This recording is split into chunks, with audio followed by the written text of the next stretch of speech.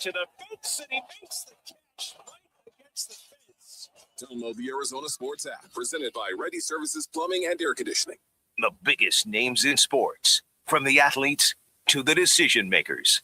ESPN Phoenix. ESPN Phoenix, 620 AM. KTAR AM Phoenix, Arizona's home for the worldwide leader in sports, is ESPN 620. And now, an on-air sports marketing presentation.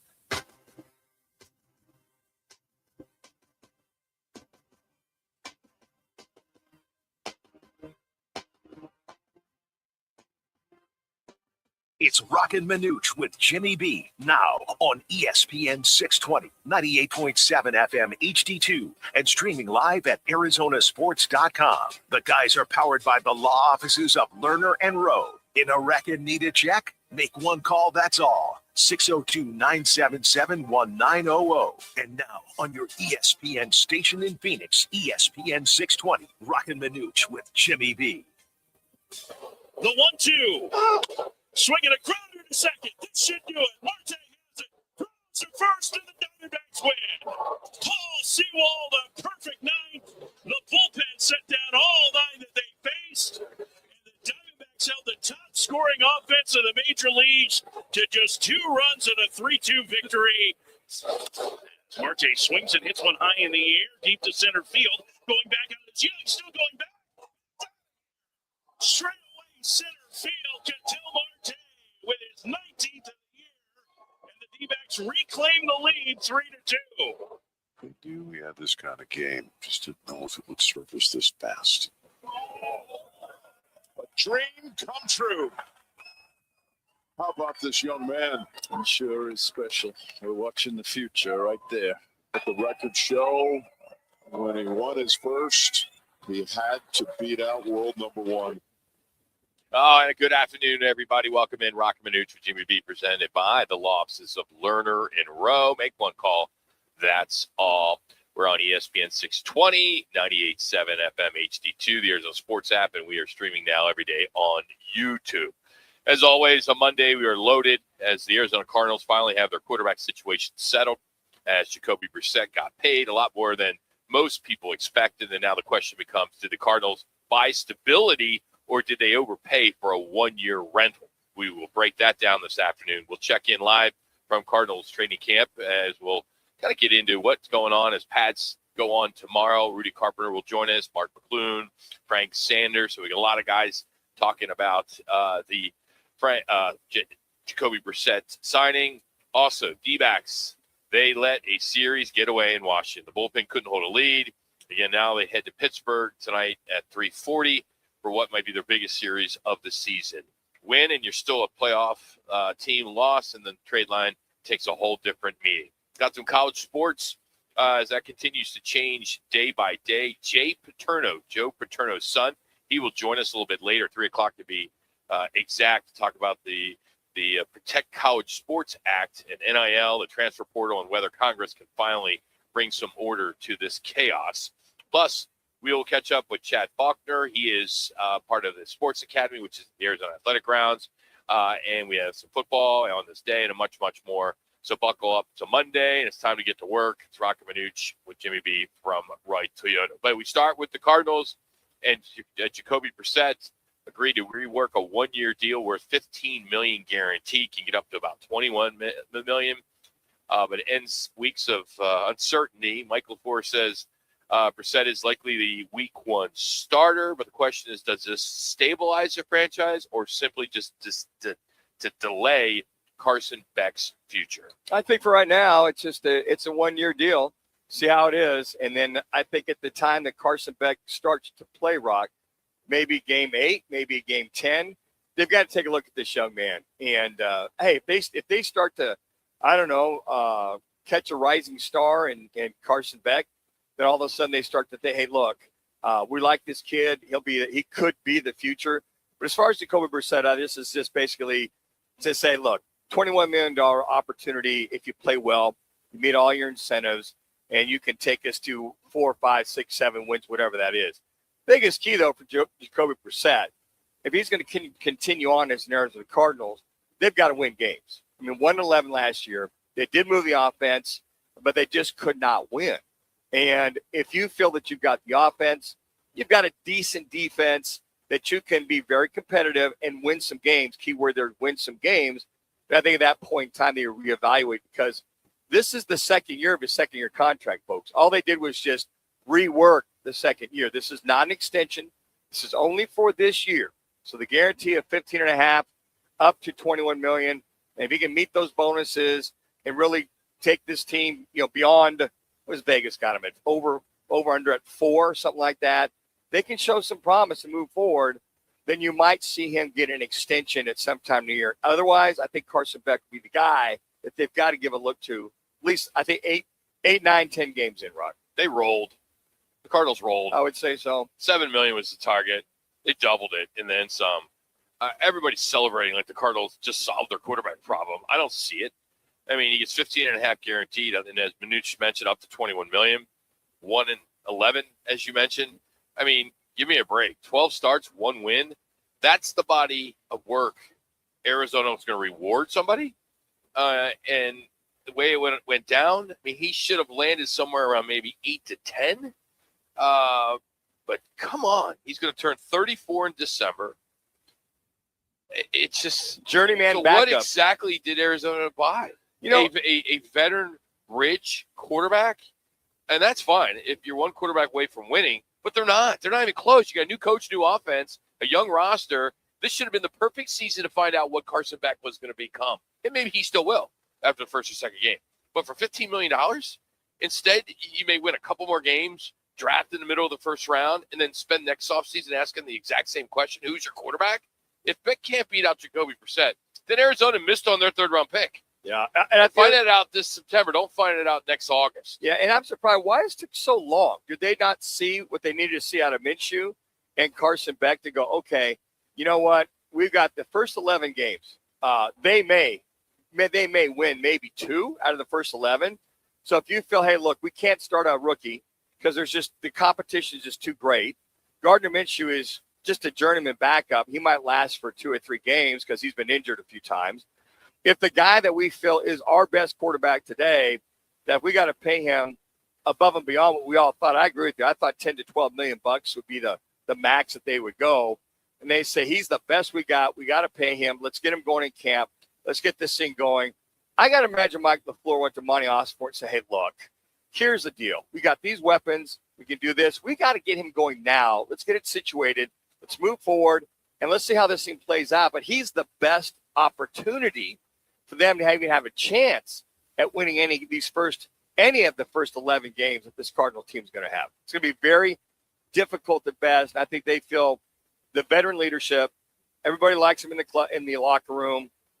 He moved the ball, and at that point in time, I think that's all that they've seen because they haven't seen that out of Gardner Minshew. He's the best that they got, and not to have egg all over their face and allow him to walk, and you go in with Minshew and Carson Beck. At that point in time, you're going, okay, it's a total rebuild. It could be 0-11 if you went with those last 2 versus Jacoby Brissett. And then when you look at the list of the top 32 quarterbacks in the 2026 cap hit, excuse me, I have the wrong numbers. Give me a minute because I pulled 2027 because you look at 2027, he's not even. I mean, he's not way even in the above. ballpark. He's outside looking in. I mean, he's way out. He is by far, I mean, the lowest paid starting quarterback in the National Football League. And I'm going to make a case that he's not. He's not. I'm going to make a case. Just give me a minute. Let it. Okay. The only thing I could think. I could go ahead. I could give you numbers for 2027, and he's middle of the pack. He's making more than. This is for next year. Okay. He'd be making more than Cam Ward, Philip Williams, Jalen Daniels, Drake May, Kirk Cousins, Michael Penix Jr., J.J. McCarthy, Mitchell Trubisky, Bo Nix, Jackson Dart, Case Keenum, and Tyler Shuck. Okay, now that's because they're under rookie contracts, Roc. They're only making anywhere from $6 to $7 million a year. Those guys. Those are all, aside from Trubisky. He's the only veteran. He's at a veteran minimum. Is Bryce Young still a rookie now? He's at $12 million a year. He's rookie contract. CJ Strzok's at 11. I got this year's numbers. Yeah. Anthony Richardson's at 10. He's under rookie contract. Man. I see those guys, and I when that was coming up, I knew where you were going because those are rookie contracts. Those guys like Tyler Shuck, his second year, his annual probably, I don't know, $5 million at that or $6 million. But that's still the reason why, because they're under rookie contracts. Trubisky's a veteran minimum as a backup. And then, so you got to discount those. I'm talking about veteran quarterbacks starting in the National Football League. He is at the bottom tier of those veteran quarterbacks from that standpoint that aren't on a rookie contract. That that's where that rub is. You got to look at non-rookie contracts, where he stands as far as veteran quarterbacks as a starter for veteran quarterbacks. And those guys all got big bonuses up front. So Minshew is 5.6. What's Carson Beck? He's at 885,000. He's going to be. So they got roughly $19 million for their entire quarterback room. Yeah. The minimum for I think for rookies is like $950,000 as far as the minimum, but he got the bonus. He got the $7 million. He's going to make $7 million over 4 years. So if you just divide that out, that's it's a big bonus. It's a lower salary. So you look at the entire package. But those rookies they got the big bonuses, but their salary's the minimum. It's like it'd be $1.5 million, $2 million is where they're at. Anyway, you slice or dice that they got rolled. Oh, I definitely think they did. I was like, wow. Good agent. So he is his own agent, so that's a good thing. Good agent. About Jacoby Brissett. The thing I thought about is when I saw this yesterday morning, I went, wait a second. Are they not seeing what they want to do? Offer him 20. If he meets all the incentives, $21 million, he's going to be the starter first and foremost, as Coach LaFleur said. But on top of that, you must not be seeing what you need to see to get him back in camp or get him his attention and pay the guy. And it's not like Cardinal fans are waiting to buy season tickets if Jacoby Brissett gets paid. No. It's a joke. Sometimes this team just can't get out of their own way. They really can't. They really can't. I don't understand how Michael can't look at his staff or in the mirror and say, come on, there's something obviously we're doing wrong here in Arizona. When does it get to the point where this is the same old Cardinals, same old off-season stuff? And my feeling is this. I understand those first 11, you want a veteran quarterback in there, and then you allow the kid maybe to sit, 5, 6, 7, 8 games, whatever.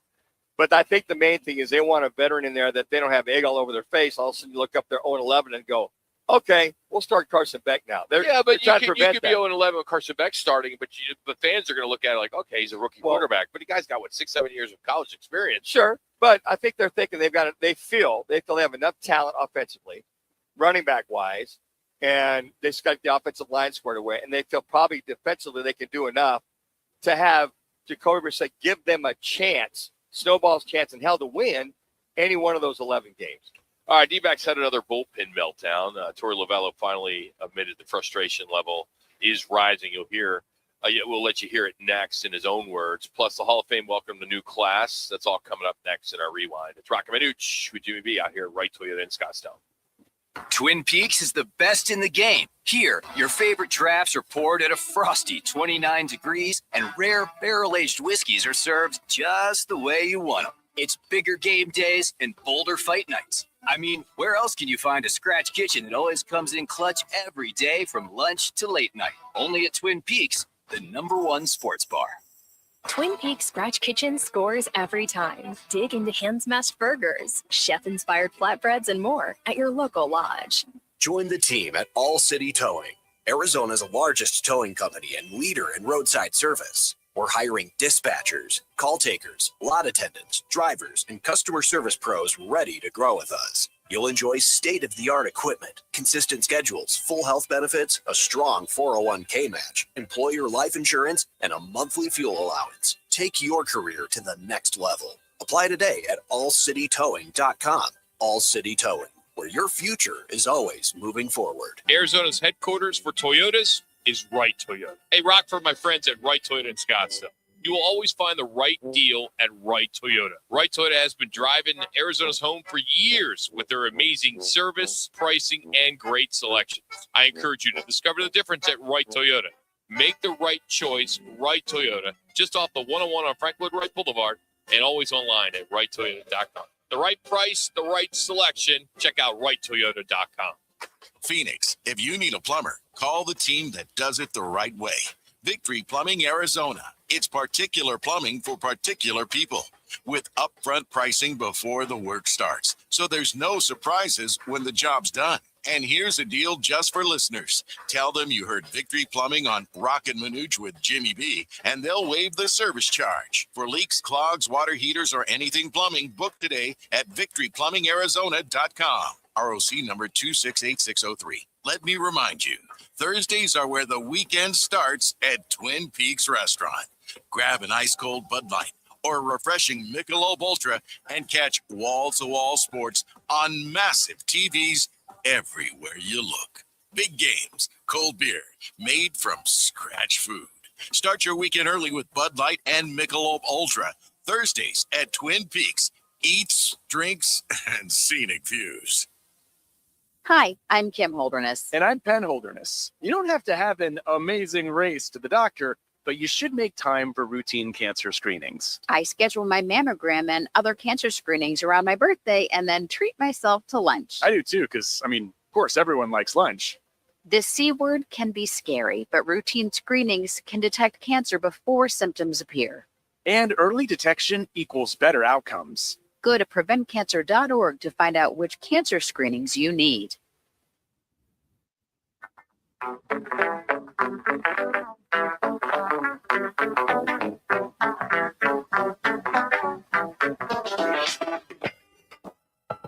It's time for our replay rewind. Top sounds of the night and whatever Roc decides to add. Let's get to it in replay rewind with Roc and Manuch with Jimmy B on ESPN 620 and on FM at 98.7 HD-2. Paterno swings and drives on the left, going back out it is Wood. He will make the catch. Tagging and coming home from third to score is Marte. And the Diamondbacks take a 3-2 lead here in the seventh.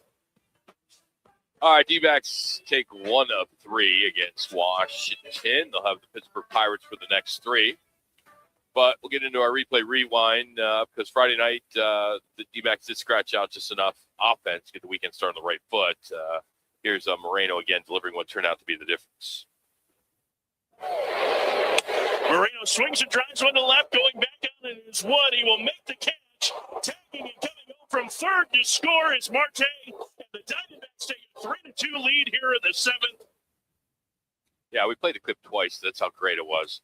That made it 3-2, as you heard, and Arizona found a way to hold on. At that point, it looked like, all right, maybe they're going to build some momentum heading into the weekend. Saturday, different story.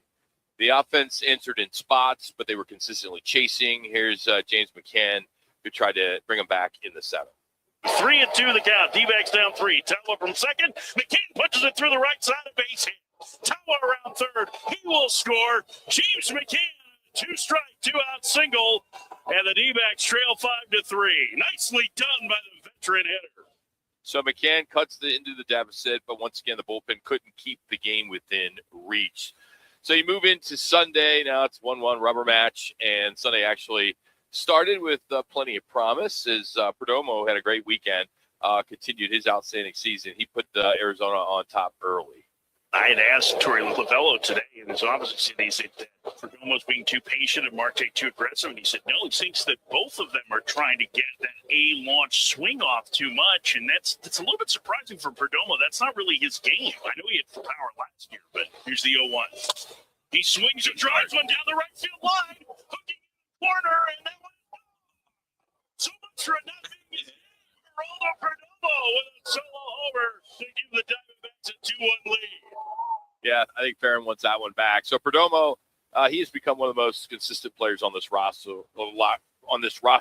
And for a few innings, it looked like the D-backs were going to salvage the series. Then the captain joined in the party as Ketel Marte answered with a big swing of his own.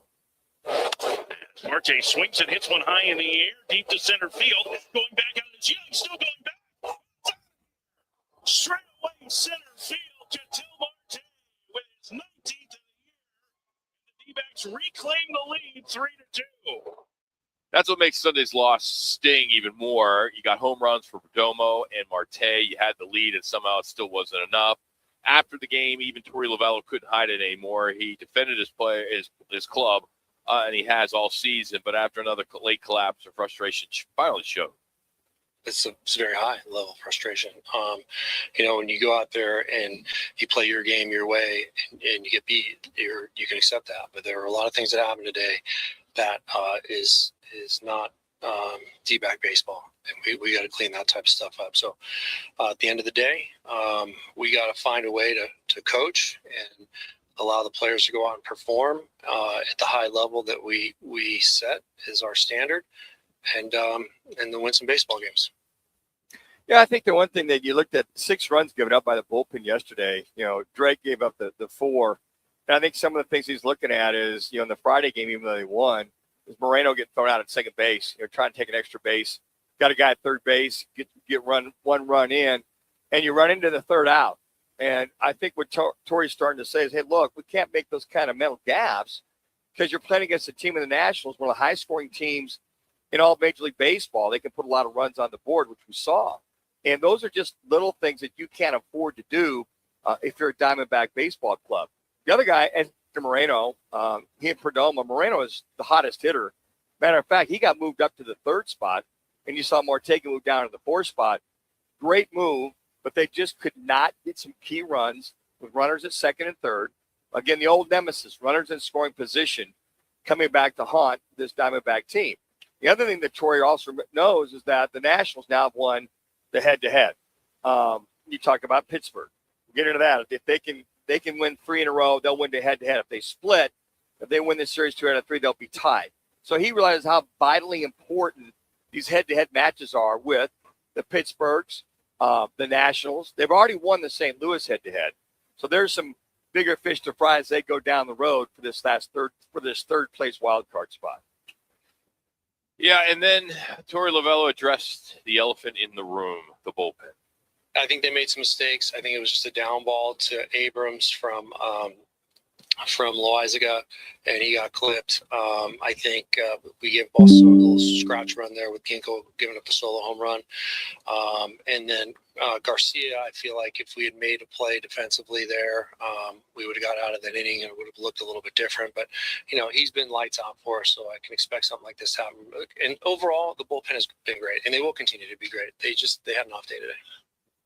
Well, Garcia did have an off day. And he's right. They had a gap in the field.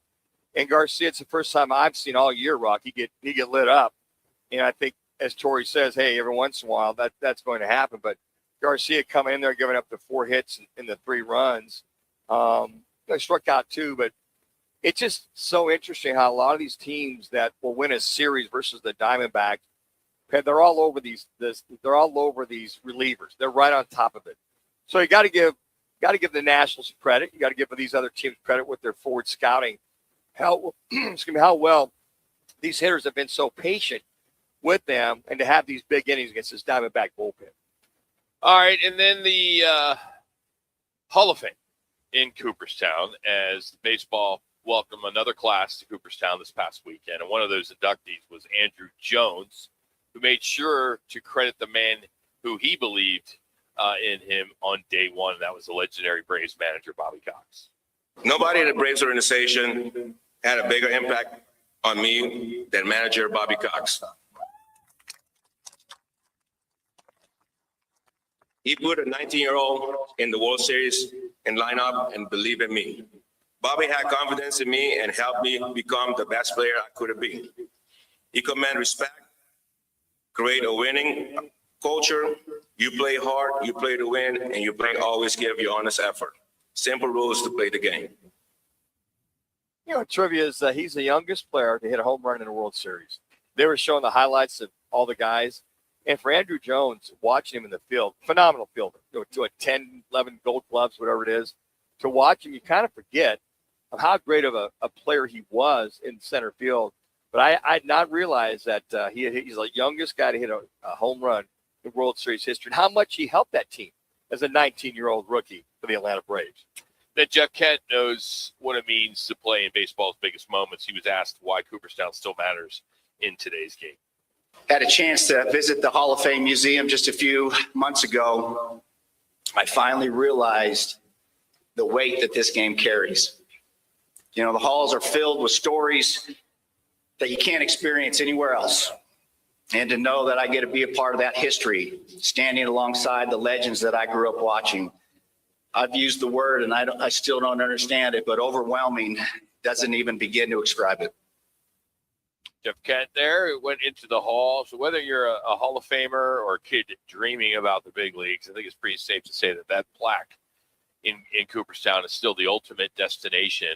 Baseball has changed, of course, we would all agree. Instant replay and everything else, and guy on second base in the 10th inning, it's a joke. But the Hall of Fame still represents the very best of the very best. I can't imagine just here you are getting elected, walking through those halls, and just seeing all these names. You're going to be part of that Hall of Fame forever, and you just kind of go, wow. And I would be picturing myself and just thinking back, this is just amazing. And to watch him as one of the best all-around second baseman, power-hitting second baseman. The other two guys I think of is Davey Johnson, the kind of second baseman he was with the power. Joe Morgan, Biggio, before he got moved back to the back of the plate as a catcher. But so many guys, but Jeff Kent was just that solid, consistent, steady Eddie for the San Francisco Giants. All right, today's Replay Rewind is brought to you by the law offices of Lerner and Rowe. Interact, need a check, make one call. That's all, 602-977-1900. Always at lernerandrowe.com. All right, most quarterbacks in the National Football League pay somebody to do their talking for them. Not Jacoby Brissett. He did it for himself. He turned a $4.8 million deal into a $15+ million deal. Former Sun Devil and NFL quarterback Rudy Carpenter, who represents players for a living, he will join us right after this Twin Peaks ESPN 620 Sports Center update.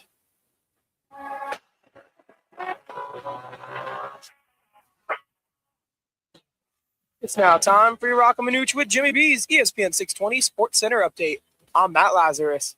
The D-backs dropped 2 of 3 to the Washington Nationals over the weekend as the road trip now shifts to Pittsburgh for a crucial 3-game set against the Pirates. Arizona currently sits just 1 game ahead of the Pirates for the 3rd and final NL wildcard spot, making this a pivotal series for both clubs.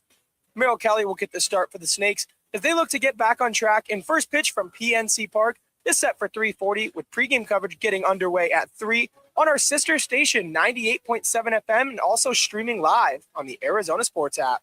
Nobody does happy hour like Twin Peaks. Join them from 3 to 6 p.m. for Michelob Ultra and Bud Light drafts, tequila cocktails, top shelf spirits poured over ice balls, and those famous 29-degree drafts. All paired with scratch-made bites that actually satisfy. Twin Peaks, eats, drinks, and scenic views. Game on Peoria. When it's time to eat big, drink cold, and watch every play, make it Big's American Bar and Grill in the P83 district. Big's is serving up huge portions of your favorites. Burgers, wings, nachos, plus a full bar and TVs everywhere you look. And don't miss happy hour Monday through Thursday, 3 to 6:30 p.m. with $2 off well drinks and $2 off domestic drafts, plus daily specials all week long. Bring your friends, grab a seat on the patio, and settle in for the game. Big's American Bar and Grill, where Peoria comes to play, eat, and watch.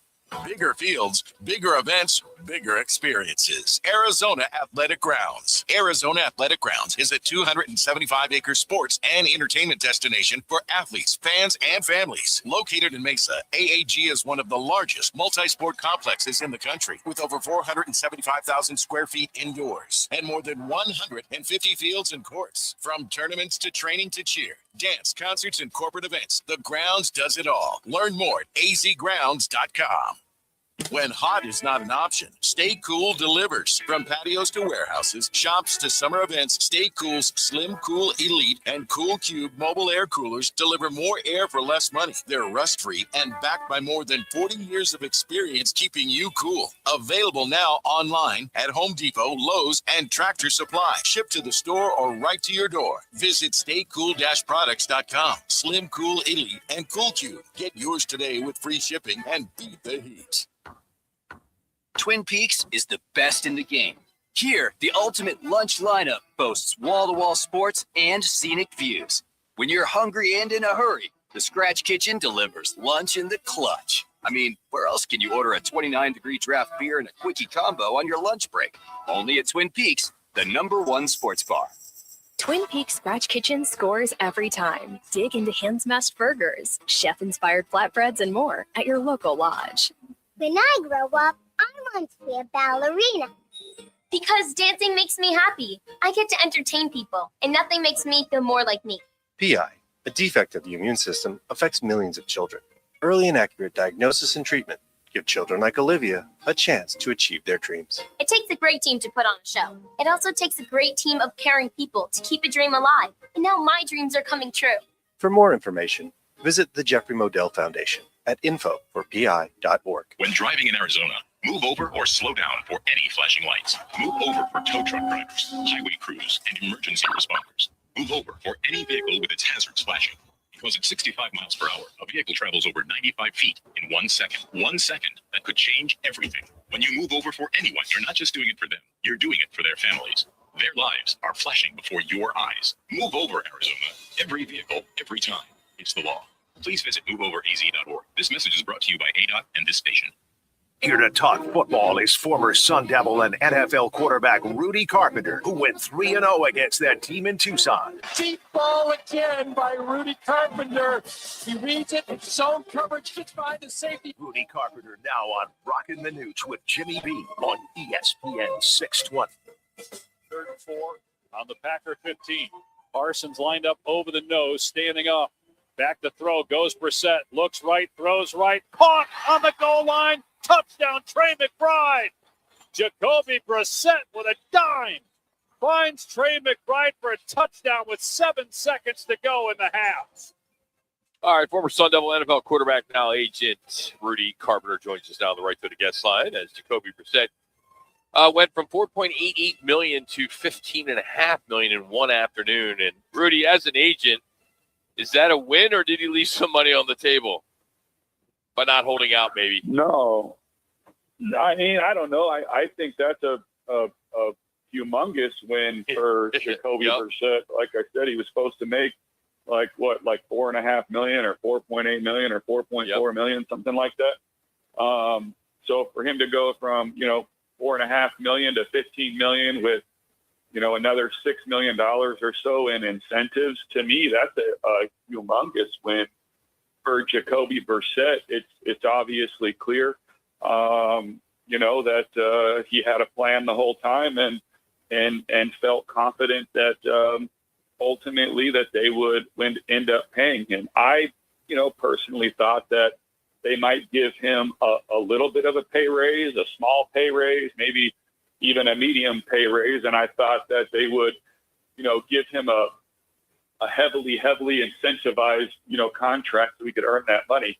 But it's obviously clear that they think Jacoby's their best option for this season. And, they're paying him, a healthy amount of money.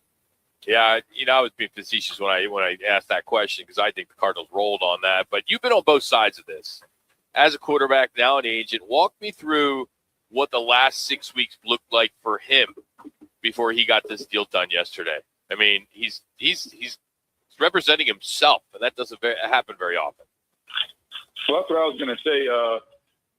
Jacoby famously does not have an agent, does not have, representation, and he's a smart guy. And I think ultimately what it comes down to for Jacoby is, he realizes, hey, I'm not going to get into the fine print. I'm not going to get into this. What it comes down to for me is what's my APY, meaning what's my average amount of money I'm going to make per year. Number one, what's my guarantee? What's my signing bonus? And as long as he understands those numbers and he's comfortable with those numbers, I think he feels that he can work, a deal himself. The other thing that most people don't know is, every single NFL player has to pay NFL dues to the NFL Players Association. And the NFL Players Association has agents, on their team and in their building who review every single contract that gets done.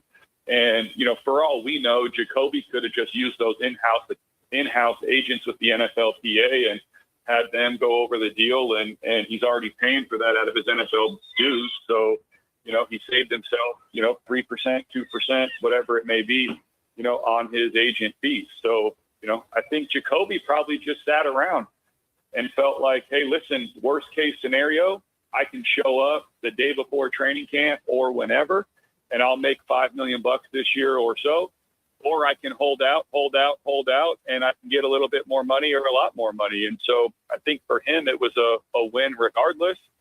And he just, sat out, and ultimately called their bluff, and they paid him. So, Rudy, it's interesting because I can't imagine you could either, actually playing and doing what he did. I mean, to your point, smart. He probably had his wish list on the table, but practice, maybe talk with Monty Austin for it, practice, talk with Monty Austin for it. I will give him credit. At least he's at training camp, and he's been participating, probably in a good faith gesture. But I don't think, to your point, since you're on that agency side now, the complexity of something like this to practice, deal with it, and look face-to-face with these guys while you're still there. Now, I know it's his second year of his contract. I get that. But that's got to be a new one as far as actually being there and dealing with these guys, let's say, after practice.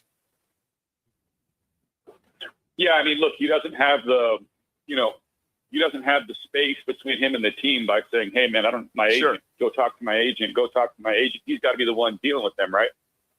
But at the same time, OTAs are optional, right? They're optional. So he doesn't have to go to those. The mandatory mini camp, I think he showed up and just did what they call the hold in and just didn't practice.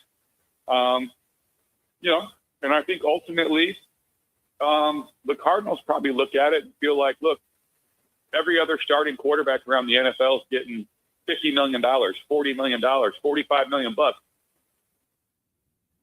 We're paying Jacoby $15 million, maybe $21 million. So at the end of the day, it's not a ton of money for us. I think the Cardinals are still well below the salary cap numbers, and they feel like to a certain extent Jacoby, earned it, right? I don't really know. I do know they're paying Kyler still a lot of money, and that is what it is. But yeah, I think for Jacoby it was very simple. He just looked at it and said, I think Jacoby had a number in mind of what he wanted to be paid, what he wanted his guarantee to be, what he wanted the signing bonus to be. He didn't want to add any years to the deal. And I think he just went back and forth with them until, they reached a number that he felt comfortable with. So already now that everybody's in place, looks like the offense is in place.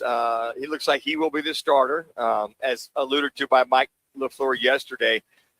Do you feel, and the other reason why I'm just sitting here kind of thinking about why they acquiesced the way they did, they watched Carson Beck, Gardner Minshew overall. And as you mentioned, Jacoby wasn't there at the OTAs and mini camps. He's been at the actual camp. They feared, hey, look, we got to bend over a little bit, so to speak, because he will give us the best chance, at least these first 10 to 11 games. Yeah, I mean, I think they obviously felt like that, right? Now, I keep, reading stories about Carson Beck and how good he looks and how well he's doing, and he can make every throw, and he's got a big body, and he processes information well. He gets through the progressions. He's played a lot of football. He plays with good timing and good anticipation, good accuracy, all those types of things. Yeah, but I still think at the end of the day, Carson's a rookie, and it'd be hard to ask a third rounder to come in week one and play week one. I know it's been done. Gardner Minshew, good player, but has had his issues, staying healthy and things of that nature. And so I think number one about Jacoby giving them the best opportunity to win. But I also think to a certain extent, they're trying to reward him a little bit with some of the good things that he's done, since he's been there. Right.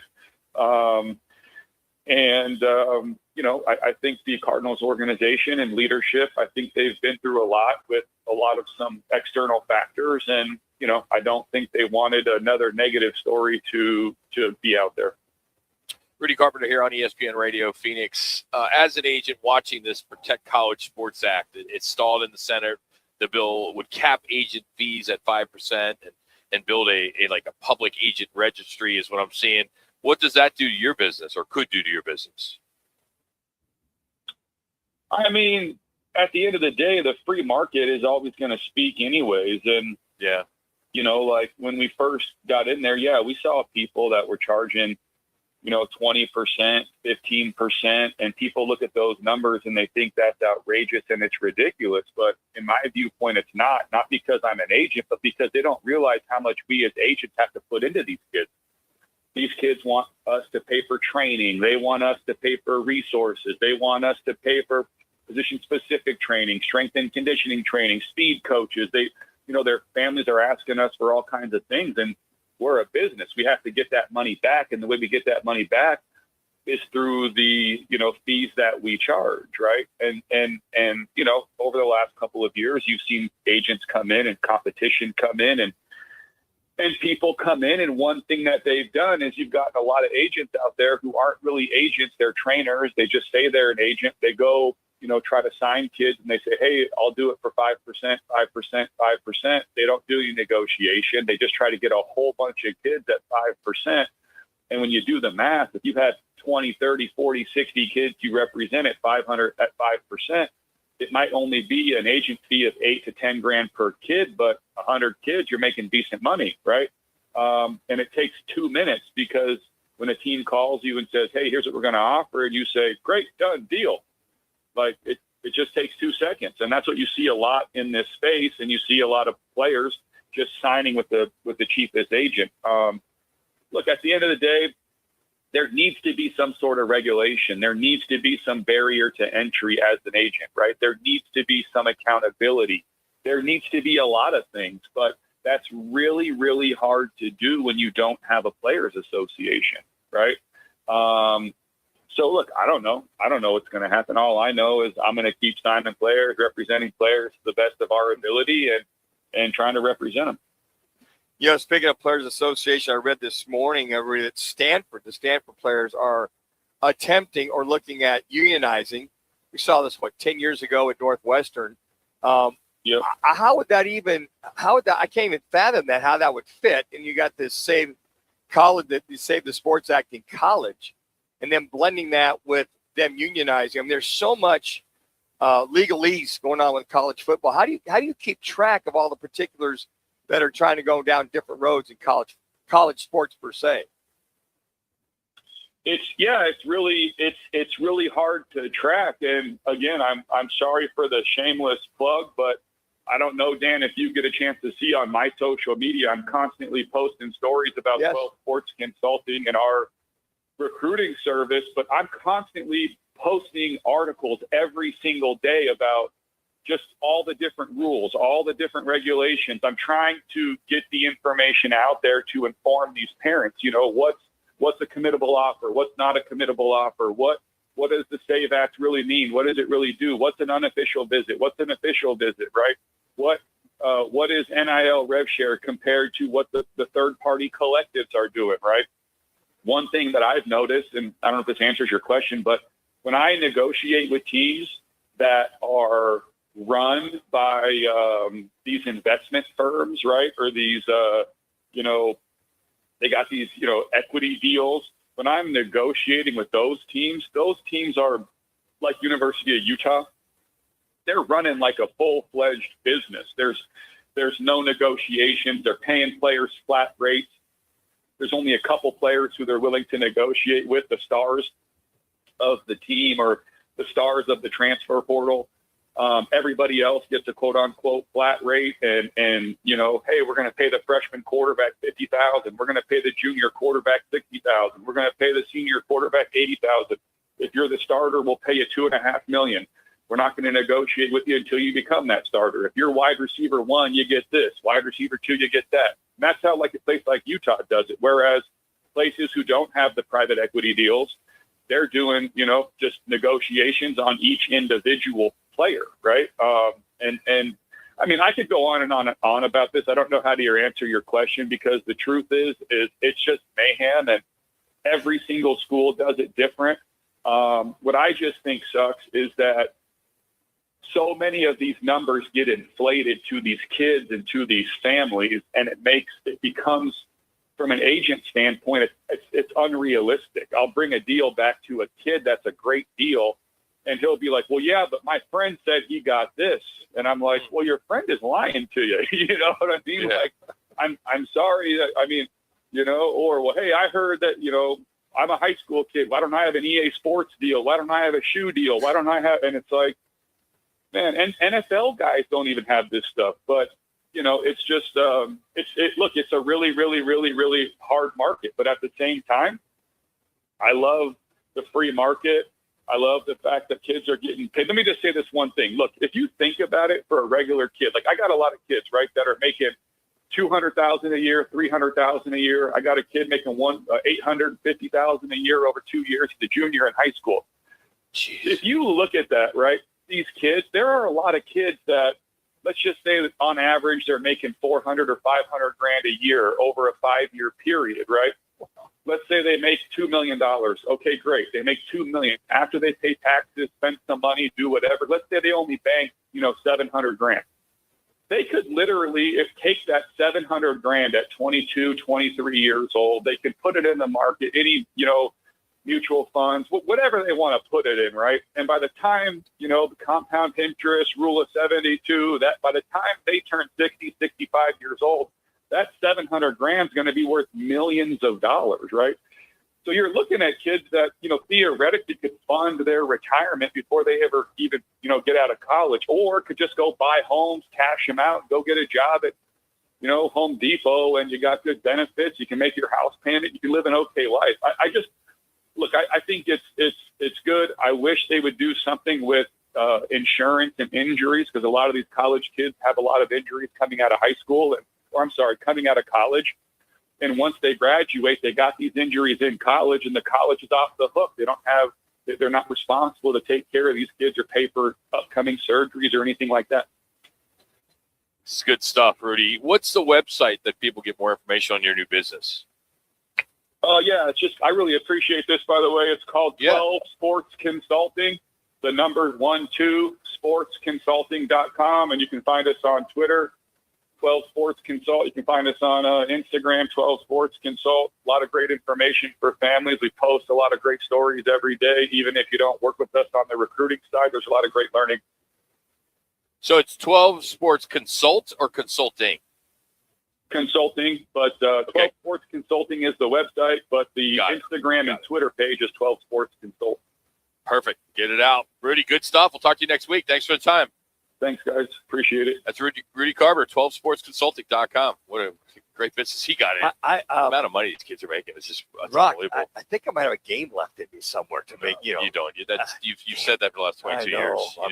All right, Kyle Shanahan, if you haven't heard worse than anyone you knew, because, boy, you're not going to believe what happened to him, a car accident. And then the Stanford players just took the first real step towards a union. That's all coming up next right here on Roc Manuch with Jimmy B on ESPN 620. When it's game time in the Valley, you know what time it is. It's Twin Peaks time. Head to Twin Peaks with 5 Valley locations and massive screens everywhere you look. From basketball, baseball, to hockey, fights, and more, there's no better place to catch every play and all the action. Bud Light is a proud partner of sports fans everywhere. Twin Peaks, eats, drinks, scenic views. I was in a wreck. I need a check. I was in a wreck. I need a check. I was in a wreck. I need a check. I'm attorney Kevin Rowe. Getting rear-ended once is bad enough. Don't let the insurance company hit you again with a lowball offer. Call an experienced attorney who knows how to fight and win. Call Lerner and Rowe today. 977-1900.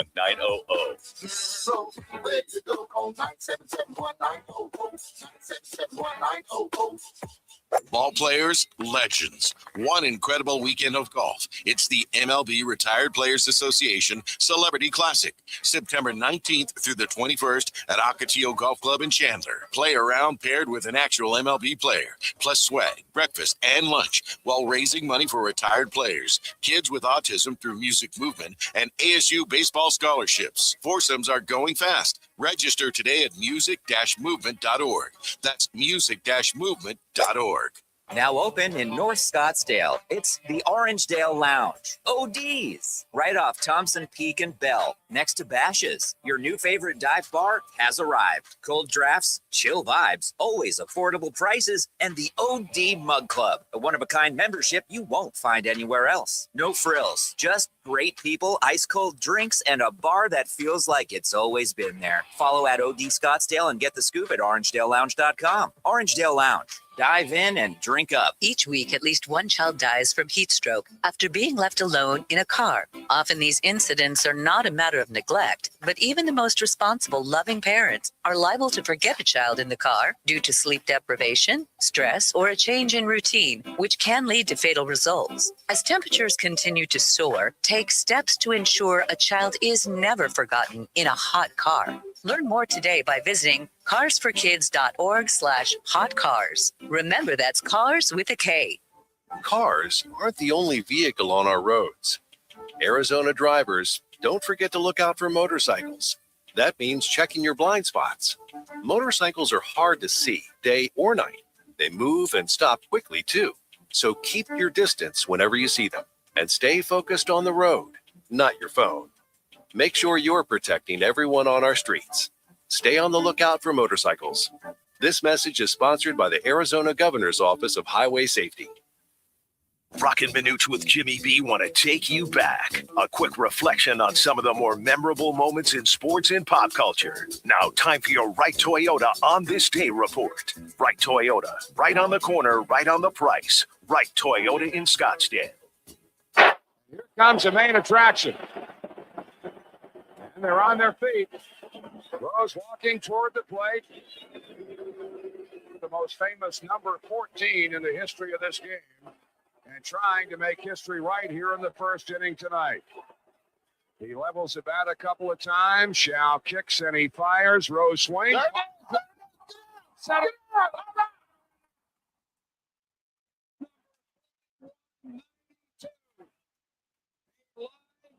Single into left center field, a clean base hit. It is pandemonium here at Riverfront Stadium. Yeah, back in '84, Pete Rose pats the tie club.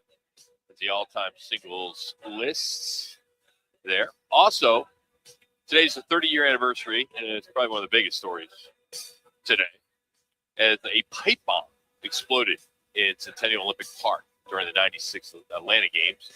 Killed 2 people, injured more than 100, and security guard Richard Jewell was hailed as a hero for spotting the bomb and moving spectators to safety, and then was reported 4 days later as a potential suspect. Then he was cleared that October, and then Eric Rudolph was charged in 1998, captured in North Carolina in 2023 after a 5-year manhunt, and he was sentenced to multiple life terms in 2025.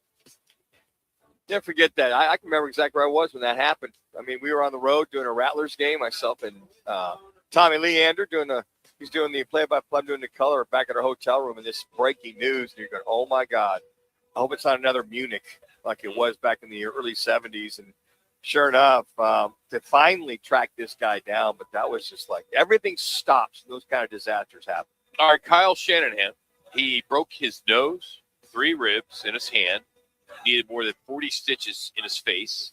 He suffered a severe concussion in a July 14th collision with his SUV in California. Police said no drugs, no alcohol, no citations were issued. The other driver was uninjured. Essentially in a concussion protocol. He is in a concussion protocol, and doctors will dictate when he can come back. But the second day of the story is one that's worth it, because the 49ers kept it quiet for like 11 days. And then the disclosure came out and landed on day 1 of camp. And the question I have for you, Manuch, does a team owe the public that? Or is a coach's medical situation his own business? Well, it's news. I mean, here this guy's in a, 14-car pileup, and he's one of those that are injured. He's, here's this, top coach of the National Football League. Yeah, I mean, it's like, hey, look, he got injured. Here we go, almost 2 weeks later? And he's a guy that we're just now finding out. I know that there's a HIPAA laws and all that kind of stuff, but it's Kyle Shanahan, head coach. And this is interesting. I've never seen where somebody, whether it be a football player, baseball, whoever, a sports personality, that they've held off for a couple weeks. And at that point, John Lynch was forced to tell everybody. And I believe the interim head coach, he handled yesterday. Shanahan was out there practice yesterday. I think he was out there for like 30 minutes, had the glasses on. And it's also very interesting that a lot of the players that had contacted him via his wife and pretty much had contacted her to see how he's doing, But how that didn't leak out of the hospital he was at and something like that. But yeah, I think that the fans, the public needs to know that, hey, he was in a major wreck and he's probably not going to be available for, maybe a couple of weeks because of the concussion protocol more than anything. Hey, the Washington Commanders fired their tight ends coach, Ben Steele, today, 2 days before training camp, more than a month after he was arrested for driving while intoxicated. It happened in June 7th in Virginia, where I think it was, I don't know what county it was, but Steele was charged with DWI after he was observed to change course without a signal. Something as simple as that, he got pulled over. And they weren't waiting for the league to do anything. They fired him based on code of conduct that they have with the Commanders, which is pretty much in unison with the National Football League. But every team has got their own code of conduct, their own policies, rules, and regulation. And they just felt that they'd done enough vetting. There'd been enough there for them to go ahead and fire him. And just very unfortunate, Rock. These are some of the things that, as a coach, head coach, whatever, even as a player, once you're on that team, to be held to a higher ground. There's been a couple of assistant coaches over the last year that have found some kind of trouble, whether it's sexual battery. There was one coach a couple months ago, and you've seen a lot of coaches that are head out the door. And it's just unfortunate that you spend so many years getting where you are and not being smart. Hire Lyft or Uber or whatever to get you on if you're going to be out and about. Just unfortunate. Hey, Football 50 is brought to you today by Biggs, which is located in Peoria, as Biggs American Bar and Grill. We got a contest, so if you're standing at the grill this weekend without nothing, but your own thoughts, you can fix that. We're hooking somebody up with a portable Bluetooth speaker, a Roc Manuch with Jimmy B, portable Bluetooth speaker, plus a $100 gift card to Biggs American Bar and Grill. All you got to do is text ESPN to 59925. That's ESPN to 59925. Biggs, where the food's hot, the beer's cold, and sports fans call home. All right, Sports Academy is an organization that trains pros across the NBA, the WNBA, the NFL, Major League Baseball. Their chairman and CEO, Chad Faulkner, will join us on what Valley athletes and families can do to get and what they can get out of it, that being the Sports Academy, which is taking over the Sports Performance Center out in Mesa, the Arizona Athletic Grounds. So we'll get into that now. We're number 2, plus a lot more. It's Roc and Manuch with Jimmy B here on ESPN Radio Phoenix, 98.7 FM HD2, and on the Arizona Sports App. It's game day. Are your moderate to severe Crohn's disease or ulcerative colitis symptoms keeping you from the action? Skyrizi, risankizumab Riza, could help you get back to the game. Skyrizi is proven to help people feel significant symptom relief, achieve remission, and visibly improve damage of the intestinal lining. Skyrizi is a prescription injection medicine for adults. Don't use if allergic to Skyrizi. Serious allergic reactions, increased infections, or lower ability to fight them may occur. Before treatment, get checked for infections and tuberculosis. Tell your doctor about any flu-like symptoms or vaccines. Liver problems leading to hospitalization may occur when treated for Crohn's or ulcerative colitis. Control is everything to me. Ask your doctor about Skyrizi, the #1 prescribed biologic in Crohn's and ulcerative colitis combined. Learn more at skyrizi.com or 1-866-SKYRIZI. Progressive presents the Museum of You. We begin our tour with a unique piece, a relic from the early big screen television era. Remarkable. Next, we find a juicer, which historians believe has only ever been used once. And finally, compact discs from the emo era. A rare find indeed. Some things should be history, but until then, you could protect what's important to you and save by bundling your auto insurance with a renter's policy from Progressive. Progressive Casualty Insurance Company affiliates and other insurers, not available in all states or situations. I know that hiring can be challenging. You need someone to match your role perfectly. Well, now you can meet them fast on ZipRecruiter. Build your team, build it sooner. Meet your match on ZipRecruiter. Just head to ZipRecruiter.com/free right now to try it for free. That's ZipRecruiter.com/free. Meet your match on ZipRecruiter. Try it free. right in the heart of Arizona Athletic Grounds, one of the largest youth sports complexes in North America. Bristol's is the ultimate hangout for families and sports fans in Mesa. Come experience amazing double-decker cheeseburgers, award-winning wings, smoked barbecue, and fresh, craveable salads. With seating for 500, a full bar, 20 beers on tap, and over 100 TVs, happy hour Thursdays, Friday and Sunday from 4 till 6, plus trivia night every Thursday night. Bristol's, where Mesa comes to eat, watch, and win. Rock for WrightToyota.com. At Wright Toyota, they'd like you to get to know them. Their goal is to make buying your next vehicle the kind of experience that earns your recommendation to family and friends. They invite you to use all of their innovative web tools on WrightToyota.com. So if you're looking for a new or pre-owned Toyota, head to their interactive website at WrightToyota.com. The right price, the right selection, all at WrightToyota.com.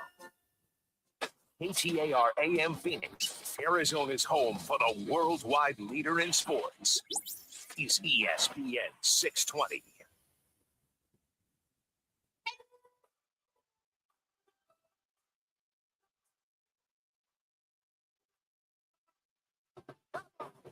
Back to Wright Toyota on Frank Lloyd Wright, where the guys are live from 1 to 4.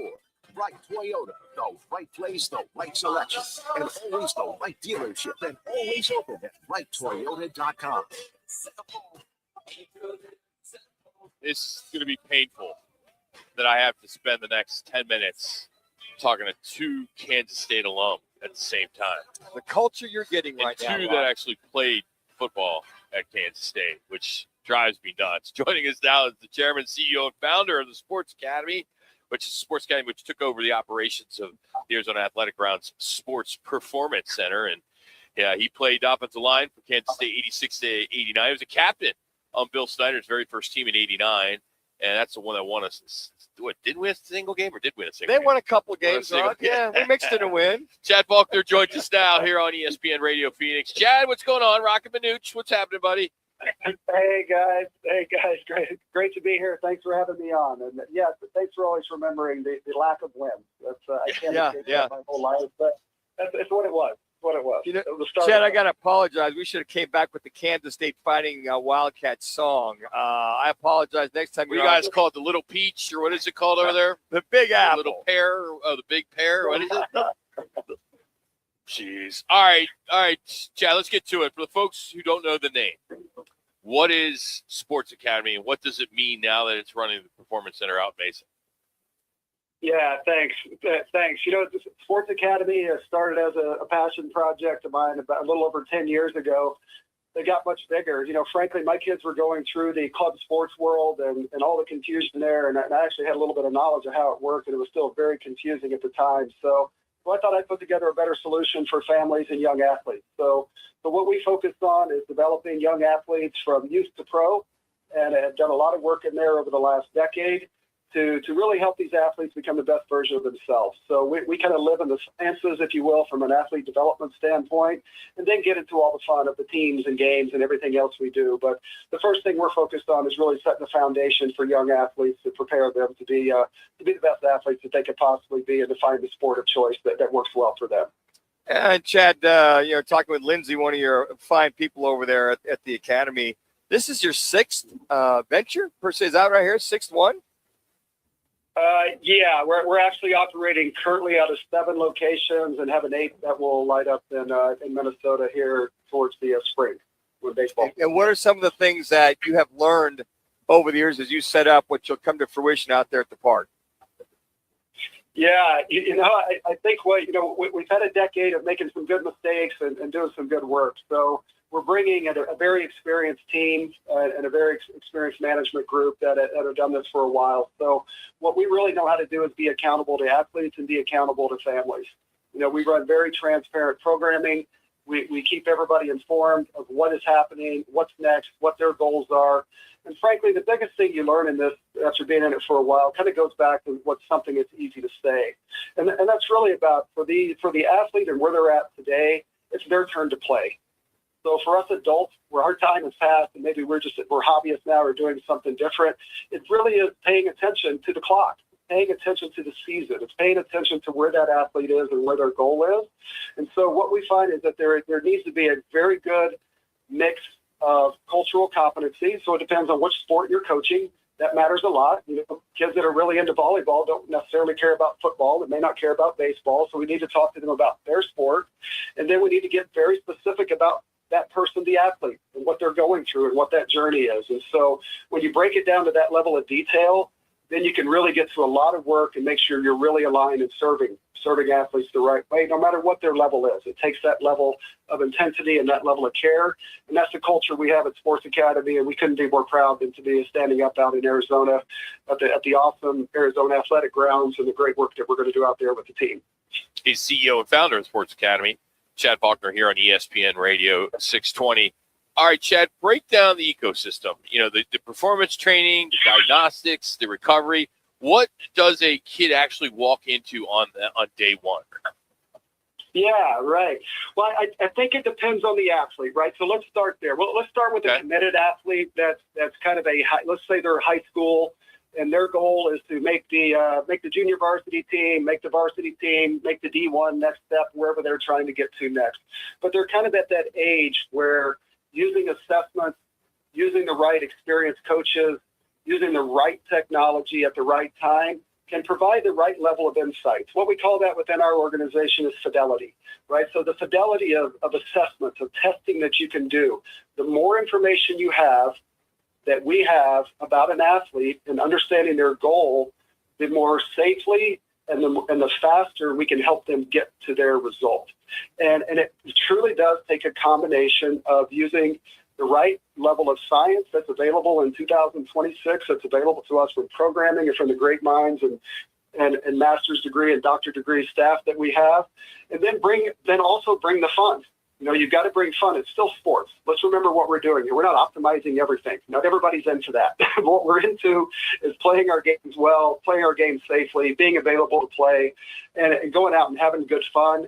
And the more intense, the more committed you are, and whoever you are as an athlete, there's a road for you. There's a path for you. And after 10 years of doing this, we kind of know those paths and know where they're at and know where they're not.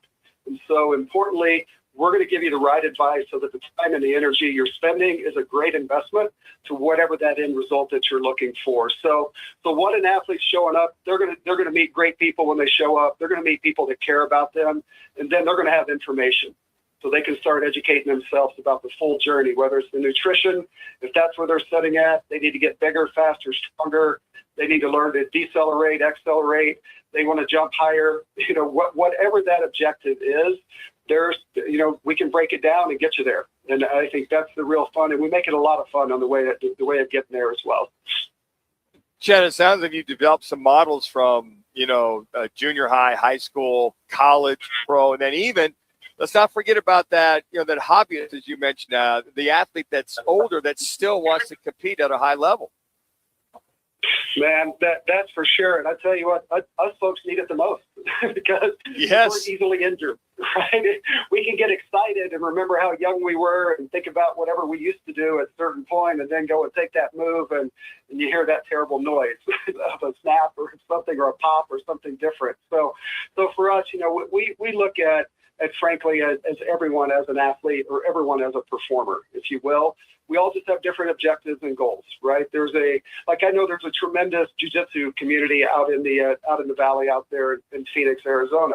Those are much different athletes than what they're pursuing. There's plenty of adults that are competing at much higher levels within those environments. And so how we work with those kind of athletes, again, it's very goal-oriented, but it goes back to, again, starting with the individual.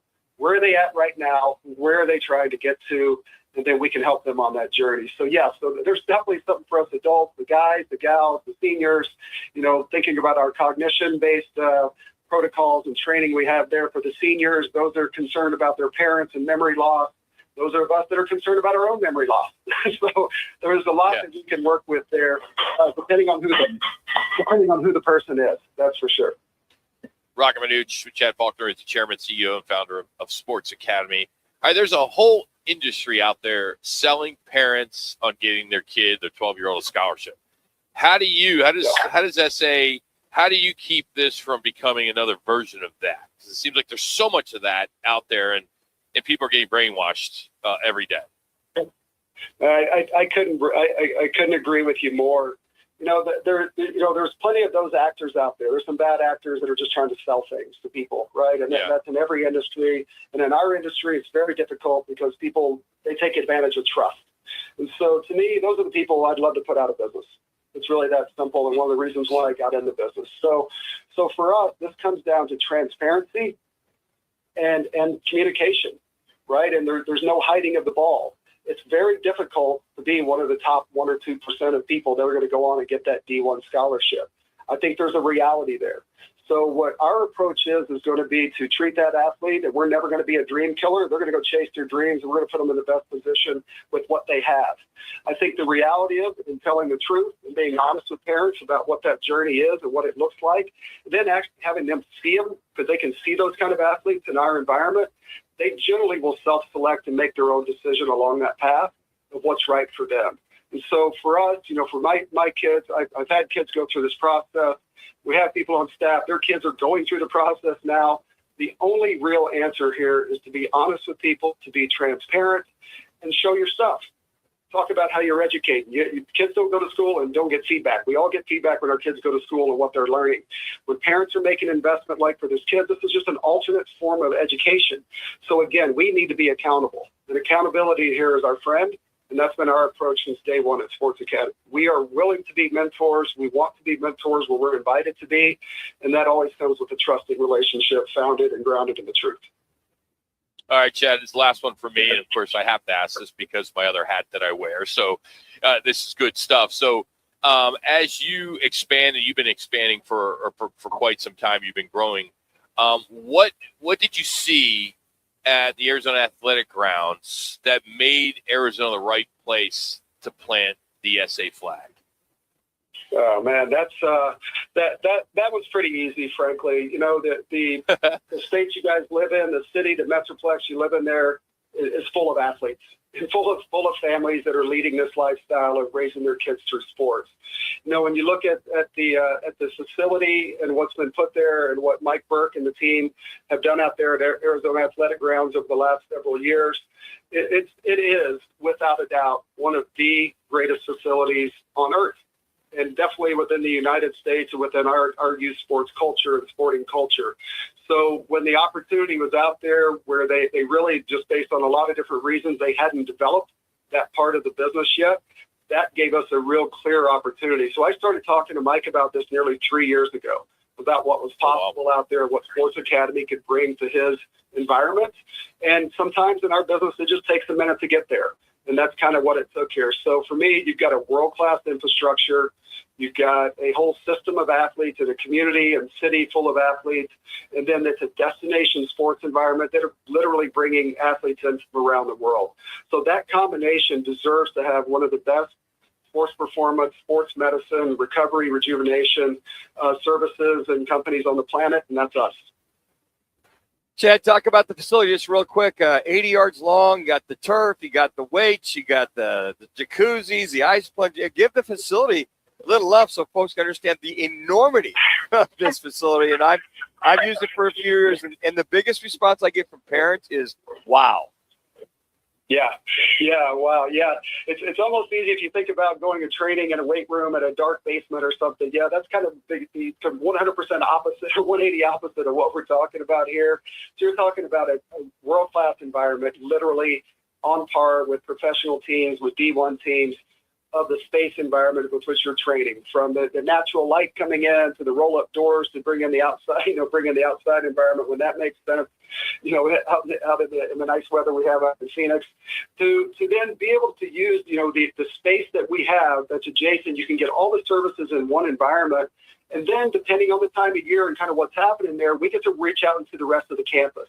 And on the rest of the campus, there's a number of different playing services that bring in every athlete, frankly, because they're servicing every athlete out at Arizona Athletic Grounds from a play perspective. And so from a performance perspective, we get to use all those surfaces as well. And so that really puts athletes in a very natural environment for develop, where they're used to playing, where they're going to play. So the visual cues, the mental cues, the environmental cues, those are all there. We use all of that in the athlete development, in the athlete development index there. So again, having the world-class facilities is a blessing for us to be able to work in. But then you add the facilities with really talented, committed, dedicated folks that are doing the right things and committed to athletes. That combination wins. It wins for families. It wins for athletes. It wins for all of us.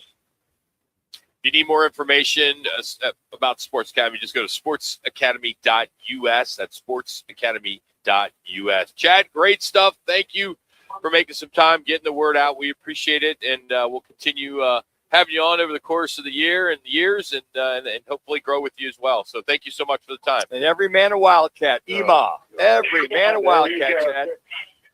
I'm grateful, guys. Thank you so much. I appreciate being with you. Thank you. You got that. Chad Faulkner joining us. He is the CEO and founder of the Sports Academy, which is over there in Mesa in the Arizona Athletic Grounds. Good stuff there. All right, coming up, the Cards just guaranteed Jacoby Brissett $15.5 billion. And I'm saying they pay too much for a 33-year-old bridge quarterback. Manuch thinks Cardinals did exactly what they needed to do. Stabilize the position. Is he right? Or am I right? Are we both wrong? We're going to talk about it next. And you're going to hear from Jacoby Brissett. It's all coming up as we continue from Wright Toyota. It's Roc and Manuch with Jimmy B. Let me remind you, Thursdays are where the weekend starts at Twin Peaks Restaurant. Grab an ice-cold Bud Light or a refreshing Michelob Ultra and catch wall-to-wall sports on massive TVs everywhere you look. Big games, cold beer, made from scratch food. Start your weekend early with Bud Light and Michelob Ultra. Thursdays at Twin Peaks. Eats, drinks, and scenic views. Lace up for a great cause. Join the 33rd annual Frank Cush Youth Foundation Running for the Brats on Saturday, October 10th at Tempe Beach Park during the Four Peaks Oktoberfest. Every step helps support youth athletics, including girls flag football, Lady Hawk softball, the Frank Cush Scholarship at ASU, Tempe Sister Cities, and kids throughout our community. Register, donate, or volunteer today at Oktoberfest.run. That's Oktoberfest.run. Run. Give back, make a difference. When it comes to your roof, you don't want to mess around. And Arizona homeowners and business owners have known that for over a decade. State 48 Roofing is Arizona's #1 referred roofer. Residential, commercial, they do it all. And they've been doing it right here in the Valley for over 10 years. Protect your home, protect your business. And hey, keep your roof sexy with State 48 Roofing. Visit state48roofing.com or call 480-268-4509. State 48 Roofing, Arizona's most trusted roof. Now you can take Roc and Manuch with Jimmy B wherever you go. Enter to win our exclusive Roc and Manuch with Jimmy B portable Bluetooth speaker. Perfect for the pool, the patio, the golf course, camping, or your next tailgate. Plus, you'll also have a chance to win a $100 Biggs American Bar and Grill gift card. Just text ESPN to 59925 to enter. That's ESPN to 59925. Brought to you by Biggs American Bar and Grill. Great food, cold drinks, and the home of Roc and Manuch with Jimmy B. Right here on ESPN Radio 620. Arizona's future depends on a skilled workforce, and that's why students don't just learn at Pima JTED, they do. From healthcare to technology and construction to design, the JTED classroom model gets high school students ready for college, a career, or both, teaching them the skills Arizona employers need right now. Discover how Pima JTED students can support your business. Learn more at PimaJTED.org. That's PimaJTED.org. This message is sponsored by Potoff Private Philanthropy. Living and having fun in the hot summer sun can turn deadly when mixed with stimulants. Stimulant drugs raise body temperature, impair the brain's ability to regulate heat, and makes it harder for the heart to cope with extreme heat. Studies show 1 in 5 heat-related deaths have involved meth, a stimulant that overheats the body, putting users at higher risk. Be aware and stay safe. Meth and heat is a deadly mix. Visit thenewmeth.com. Sponsored by the Substance Awareness Coalition Leaders of Arizona.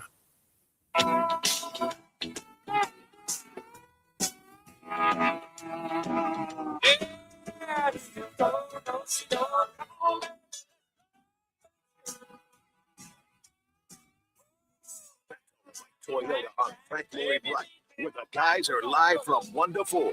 Right Toyota, the right place, the right selection, and always the right dealership, and always open at righttoyota.com.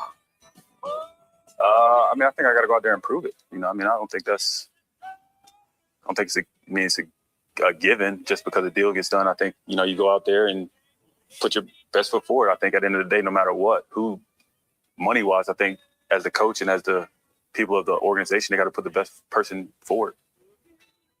Jacoby Brissett agreed on the framework of a new contract. Still some details that we don't know yet. As Howard Balzer at Cardinals Wire at USA Today had a nice article up today kind of explaining that. But the deal does guarantee $15.5 million for this upcoming season. It could climb to $21 million with incentives. Though Arizona hasn't released exactly what triggers those bonuses. We're waiting on those. Maybe it's come out since we've been on the air. They could be tied to playing time, wins, stats, some milestones, maybe playoff appearances, some awards. But the contract remains a one-year agreement, meaning that he could become a free agent again in March. So next March, he could be a free agent. So this is a short-term commitment, basically designed to stabilize the position, to have that starter, and maybe wait, see if Carson Beck can develop. But Brissett said the negotiations became stressful enough that he was only sleeping about 3 hours a night.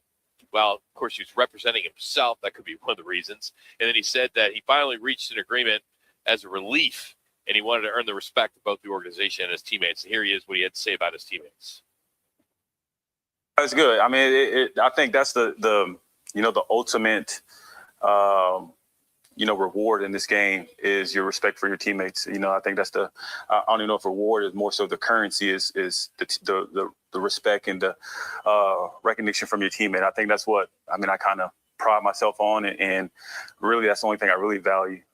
Contracts come and go, but your teammates and the people that you go to work with and the ones that want to go to bat for you, I think that's what matters the most. I really felt that last year, these guys in the locker room, so he's a great locker room guy. He preps hard. He stays in shape.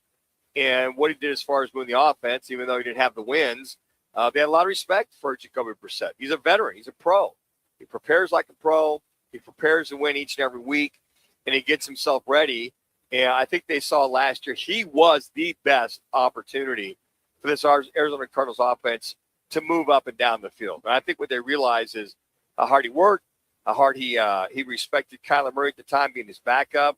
And when Kyler couldn't go anymore and he proved he can move the offense, I think he was really a breath of fresh air for a lot of these veterans and receivers and Trey McBride in the offensive line to say, hey, look, this is a guy that we can really run this offense. We can really make some things happen. And they saw that in him. And when he came back for the last day of the mandatory minicamp, he had received a great welcome. Trey McBride, a lot of guys all welcomed him. Buda Baker, one of those guys that gave him a ringing endorsement prior to this signing yesterday. Today, look, hey, let's just get this stuff done, or this done, so we can get him in camp, because they realize he gives them the best opportunity to win. Does he? Yeah, he does. I mean, he's that guy that you're not going to throw a rookie in there. Gardner Minshew's, he's okay, but I think with him, the way he ran and is used to the teammates, his timing with these guys, I mean, he's the guy that's been in the fold. Now, look, he said all the right things in that last clip. Hey, I got to earn it, got to go out there and prove to everybody that I'm still the starter, and that's the right thing to say. Maybe you're making you're going to make probably close to $15 million more than Gardner Minshew if you meet all your incentives. So I think from this team's perspective, I think what Monty Ossenfort realized, I think what Mike LaFleur's head coach realized, that this team, he's got the backing, being Jacoby Brissett, of this team to try to get him out of the chute and have some kind of respectability with him at quarterback versus a rookie or another traveling journeyman in Gardner Minshew. I don't know. I think, with all these people out there thinking that they solved their quarterback problem, I don't see Well, they haven't solved it. He's the best that's there now. I don't know if we know that. Oh, I do. You haven't seen Carson Beck play in the National Football League yet. So well, you can't say you know that. Okay, I can only he imagine. He can come out and be a superstar. We don't know. Okay. I mean, my thing is if you look at Carson Beck, I mean, if you just throw him out there, maybe he is the answer. And what do you have to lose this year? Well, a lot they of know games. Going in with a new coach, a new offense. This roster's young. I mean, this should have been the perfect season to find out what Carson Beck can become. And Roc, afford losing. I agree about halfway through that, because as the fans, organization, they want to just go, okay, we're going to throw this season away. We'll play the rookie. Okay, well, you've got enough talent to make yourself competitive. They don't want to put a rookie out there. Every defense will throw 95 different things at a rookie quarterback, and it would just be too much for him. He's basically didn't have his learner's permit yet, and he's not going to jump on the Santa Monica freeway at rush hour time and be successful to navigate to the next off-ramp and get off without creating a wreck. It could be a whole mess of ugly. And I think the main reason is this is one of the toughest schedules, the first 11 game in the National Football League in many years. They don't want to put a rookie out there or a guy that's a journeyman quarterback in Gardner Minshew, and they would rather have the guy that knows the team knows him, and they feel he can move an offense. That being, I think that's why they acquiesced to the $15 million guaranteed, another $6 million. So first game, 13th of September, throws 2 picks. They lose by 3 touchdowns. Week next, the defending champs are in week 2, throws another 2-3 picks. They get beat by 20. And then the next week they're in San Francisco. Same thing. He's throwing picks and they're losing. I mean, how long a leash is this guy going to have? Well, I think they'll have, I would think, before you said, okay, we're going nowhere fast with this season. We know we got to back. If Jacoby Brissett can't make it happen at least the first 5 or 6 games, then I think at that point you go, okay, look, this is a lost season. Mm-hmm. This is the hard dose reality. Fans and the organization's got to go, okay, we got to play the kid. Let's play him. Let's let him play it out. If it's the last 10 games or last 5 games, at that point in time, you've got to see what you have or what you don't have. But Chargers opening game, you go, oh, wow, pretty damn good defense, pretty damn good team, playoff perennial team. It's going to be a hell of a litmus test. I mean, the next 11, those 11 games will be a hell of a litmus test. And I think right now they want to be competitive. They want to at least be in the games and have a chance to win, being just blown out if you put a rookie quarterback in there. All right, for 3 months, the only story out at Cardinals camp was the contract, right? That's over. Now it's football. Pads tomorrow. Brissett's with the ones, the receiver room with everything to prove. We're going to catch up with Arizona Family's sports director, Mark McClune, who's been at every practice. He'll join us after this Twin Peaks ESPN 620 Sports Center update.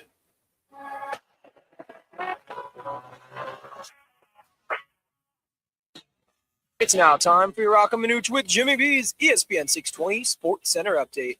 I'm Matt Lazarus. The D-backs dropped 2 or 3 to the Washington Nationals over the weekend as the road trip now shifts to Pittsburgh for a crucial 3-game set against the Pirates. Arizona currently sits just 1 game ahead of the Pirates for the 3rd and final NL wildcard spot, making this a pivotal series for both clubs. Merrill Kelly will get the start for the Snakes as they look to get back on track, and first pitch from PNC Park is set for 3:40 with pregame coverage getting underway in just about 30 minutes or so on our sister station 98.7 FM, also streaming live on the Arizona Sports app. Nobody does happy hour like Twin Peaks. Join them from 3 to 6 p.m. for Michelob Ultra and Bud Light Draft, tequila cocktails, top shelf spirits poured over ice balls, and those famous 29-degree drafts, all paired with scratch-made bites that actually satisfy.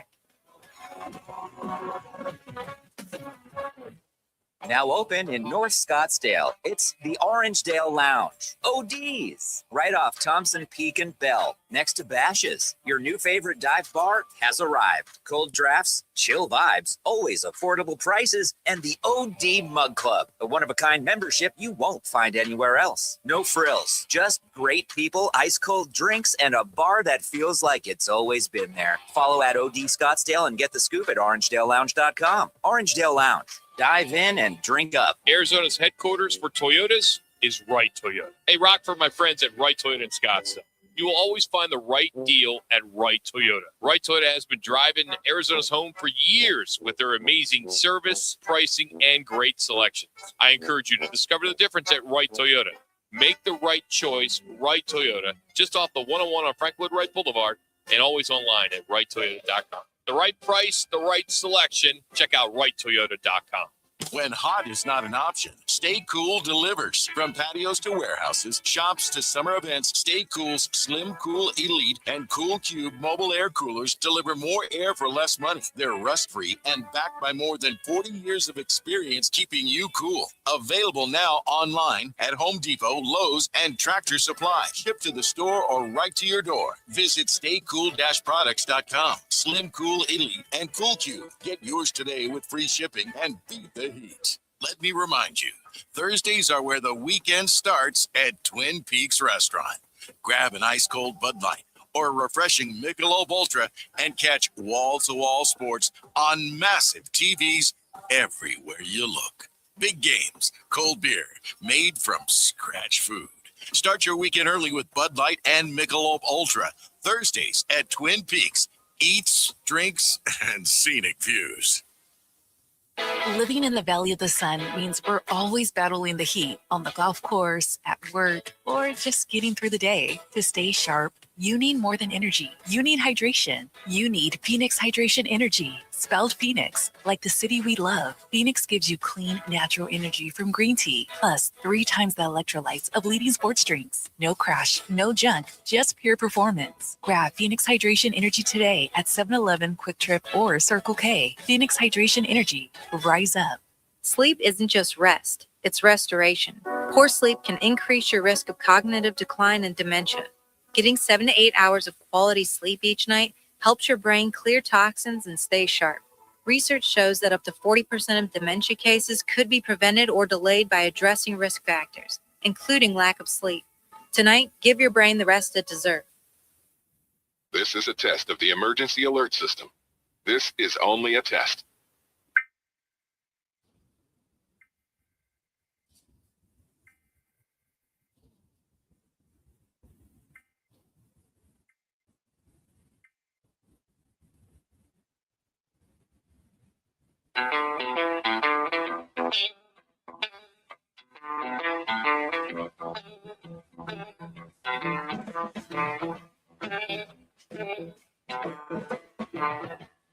Back to Right Toyota on Frank Lloyd Wright, where the guys are live from 1 to 4.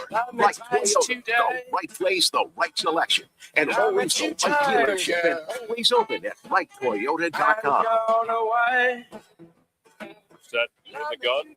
Got 2 men in the backfield. Wilson wide right. Brissett back to throw. Fires near side. Caught by Wilson. A touchdown.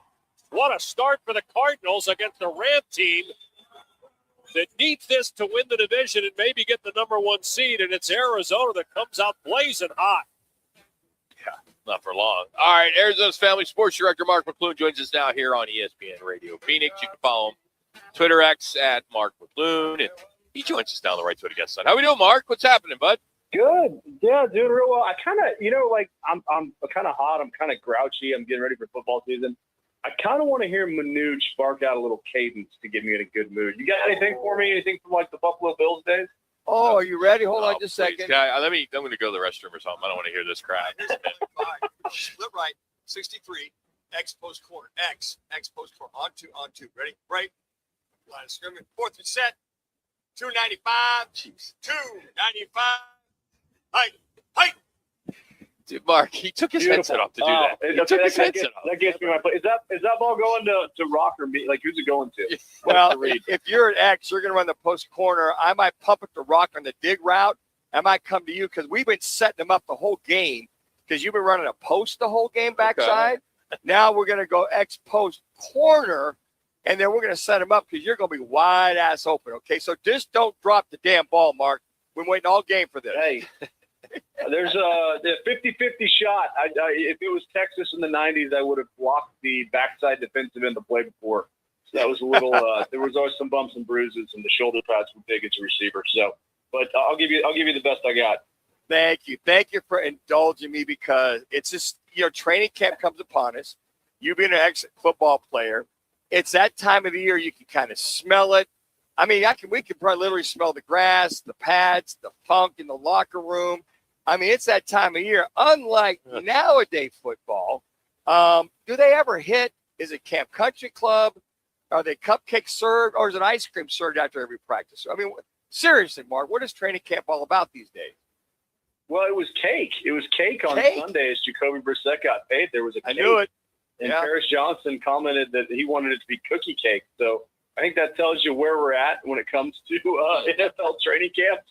I don't know. Could you hit the quarterback back in the day? Like, this is much different. But, you know, if you're going to make it through 17 weeks, you probably need to make smarter decisions than all of us did back in the day.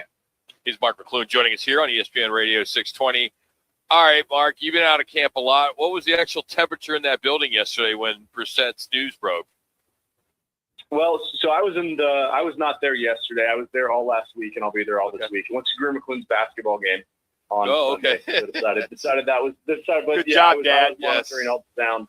And for everybody I talked to, it was kind of a sigh of relief. And I just think it's just so awkward because, I mean, on Friday I was out there live, and he's staying late, and he's working with Marvin Harrison Jr., who, by the way, has been over with the trainers. So you're like, what's going on there?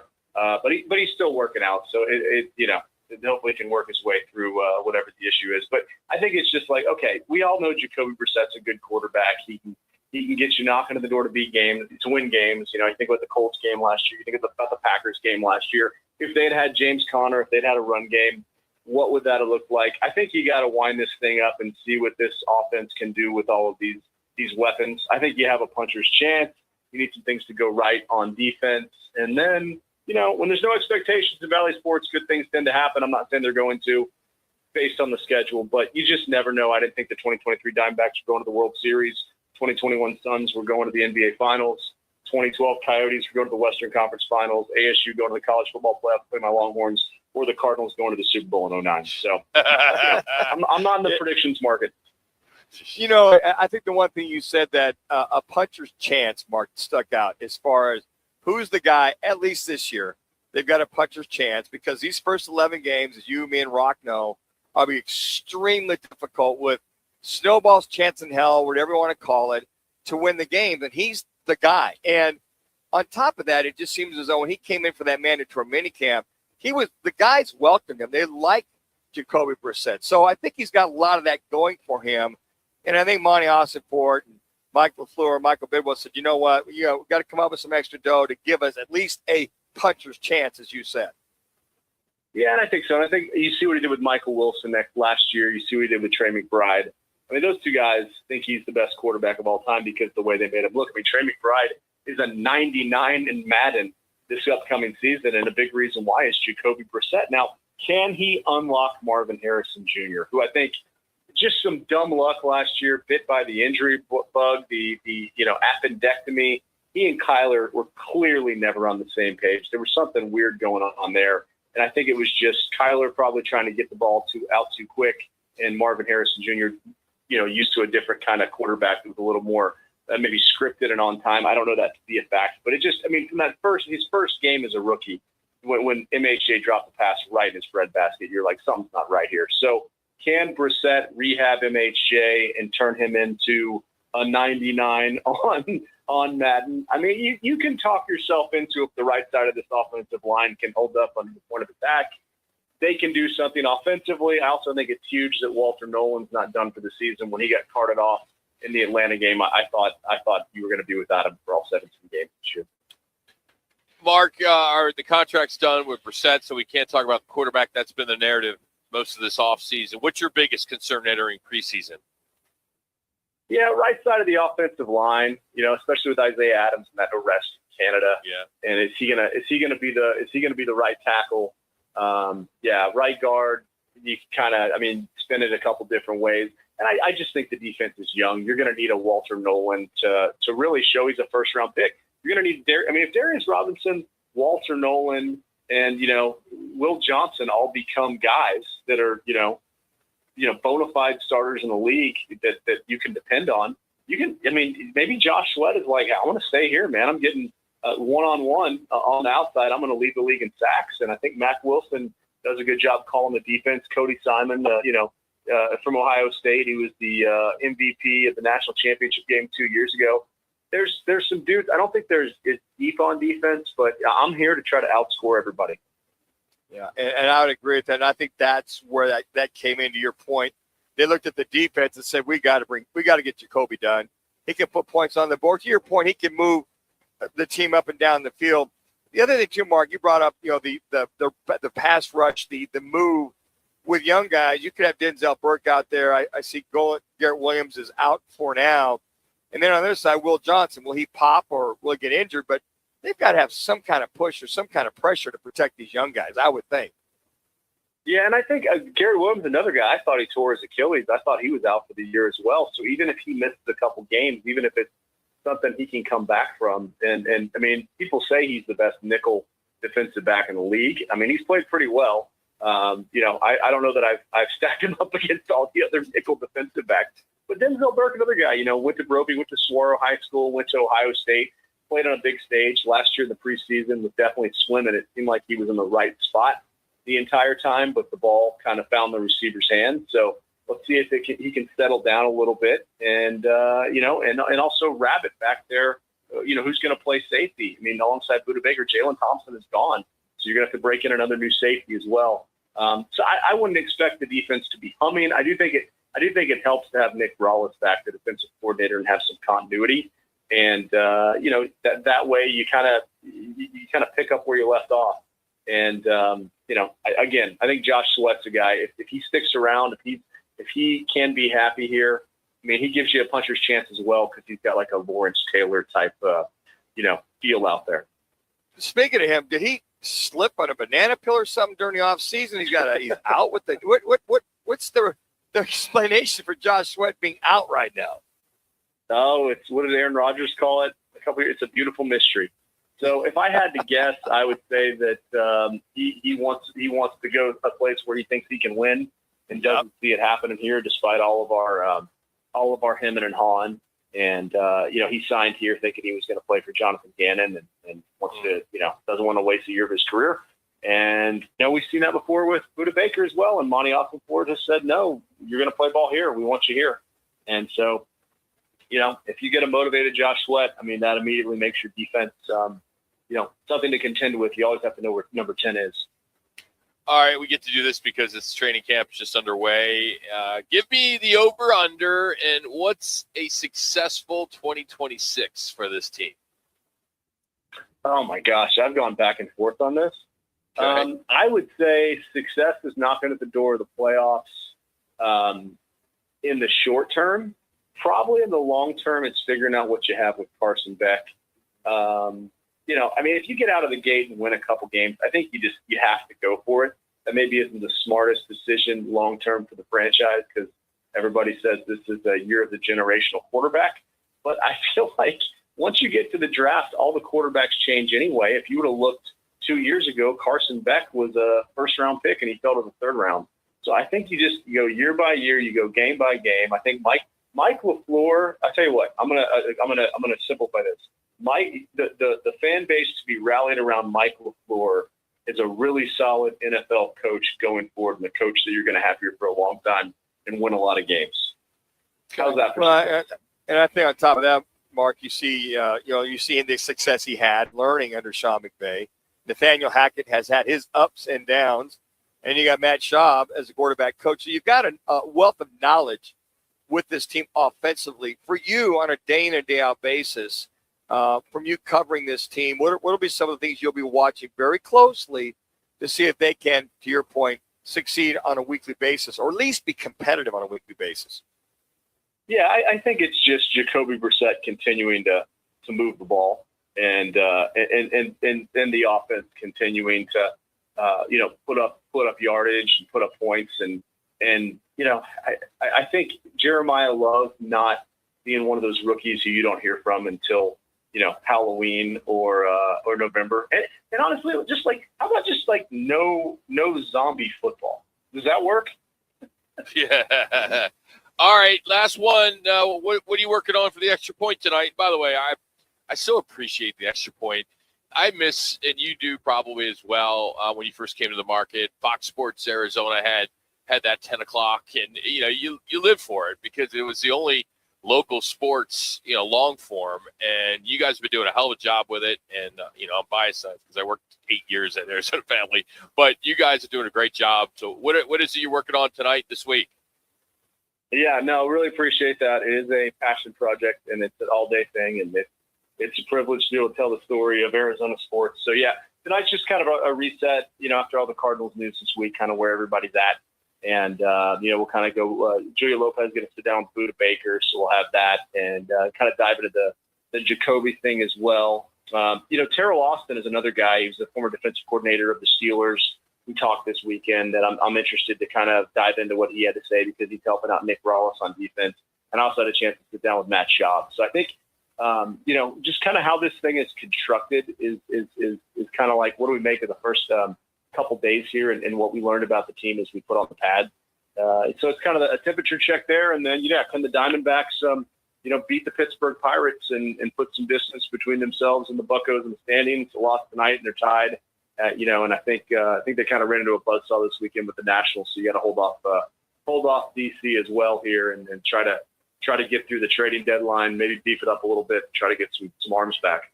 Hey, don't look now, but August 27th, right around the corner there, big fella, Thursday, AIA football. We'll be down there, Marana, getting it going on AZ Family. So, get your start honing in on your high school football, big fella. Oh, man. I can't wait. I'll be watching that one from Green Bay. We've got the Green Bay trip for the Cardinals, and that's a Friday night. So I'll be dialing that one up from my hotel room, getting ready for the Cardinal pregame show on Friday. And away we go. It's that cadence has got me fired up. I was kind of moping around here all day. Ever do that again? So, dude, please, Mark, don't ever. Please.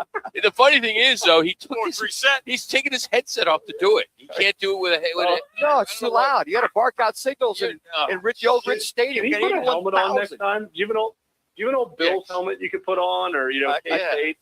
I got my K-State helmet. Yes, I do. I guess there's some stuff going viral. The new uniforms, people don't like them. They don't like them at all. They're funky. Yeah. Oh well. I haven't seen them. What do they do? Oh gosh. You'll see. Just Google it, Mark. You'll see. It's a whole mess of ugly, Mark. Everybody's trying to make buck. They got to pay for that stadium. What are they doing? Mark, thank you, buddy. Okay. Appreciate your time. Anytime, guys. Good talking to you. You got it. That's Mark McClune, sports director, Arizona Family. All right, the first chapter of the College Football Players Association just formed at Stanford, and the goal is a union. And then how about North Carolina? They put their GM in a timeout, or at least on paid leave for 5 weeks, they're 5 weeks out. So got a lot to get into. And then there's a Big 12 beat writer who slotted Arizona State seventh. That's all coming up next. It's Roc and Manuch, Jimmy B from Wright Toyota. Nobody does happy hour like Twin Peaks. Nobody. Whatever you're craving, we got it. Tequila cocktails, premium bourbon pours, and top shelf spirits served over ice balls that hit just right. Local craft beers and handcrafted whiskey cocktails, yep, all here. And with 5 Valley locations. And don't forget the teeth-chattering 29-degree drafts we're famous for. Pair it all with scratch kitchen bites that actually satisfy. From shareables to hearty favorites. When it comes to happy hour, Twin Peaks doesn't play. Twin Peaks. Eats, drinks, scenic views. I was in a wreck. I need a check. I was in a wreck. I need a check. I was in a wreck. I need a check. I'm attorney Kevin Rowe. The insurance company's job is to pay you as little as possible. Our job is to get you every dollar you deserve. Call Lerner & Rowe today and let's make them pay. Call 977-1900. Call 977-1900. Ball players, legends. One incredible weekend of golf. It's the MLB Retired Players Association Celebrity Classic, September 19th through the 21st at Ocotillo Golf Club in Chandler. Play around paired with an actual MLB player, plus swag, breakfast, and lunch, while raising money for retired players, kids with autism through music movement, and ASU baseball scholarships. Foursomes are going fast. Register today at music-movement.org. That's music-movement.org. I was in a wreck. I need a check. I was in a wreck. I need a check. I was in a wreck. I need a check. I'm Kevin Rowe from Lerner & Rowe, and we've been serving Arizonans for 20 years. Make the best choice after an accident. Call 977-1900. That's 977-1900. Lerner & Rowe is the way to go. Call 977-1900. Are you looking for career opportunities with great benefits and job growth? How about the chance to make an impact? What we do here at the City of Phoenix matters. 14,000 employees and counting, all dedicated to making a difference in the communities where they live, work, and play. So come join us. Help us do work that makes Phoenix work. You can see all open positions and apply at phoenix.gov/jobs. This message is sponsored by the City of Phoenix. Forgot something inside or picking up food from the store? Never leave a child in a car. In Arizona, heat stroke can happen in seconds. Temperatures can rise 20 degrees in just 10 minutes, making a vehicle dangerously hot. Heat stroke can happen even in the shade or when it's below 60 degrees outside. Once you park, always remember to stop, look, and lock. Visit heatstroke.az.gov to learn more. This message is sponsored by the Governor's Office of Highway Safety.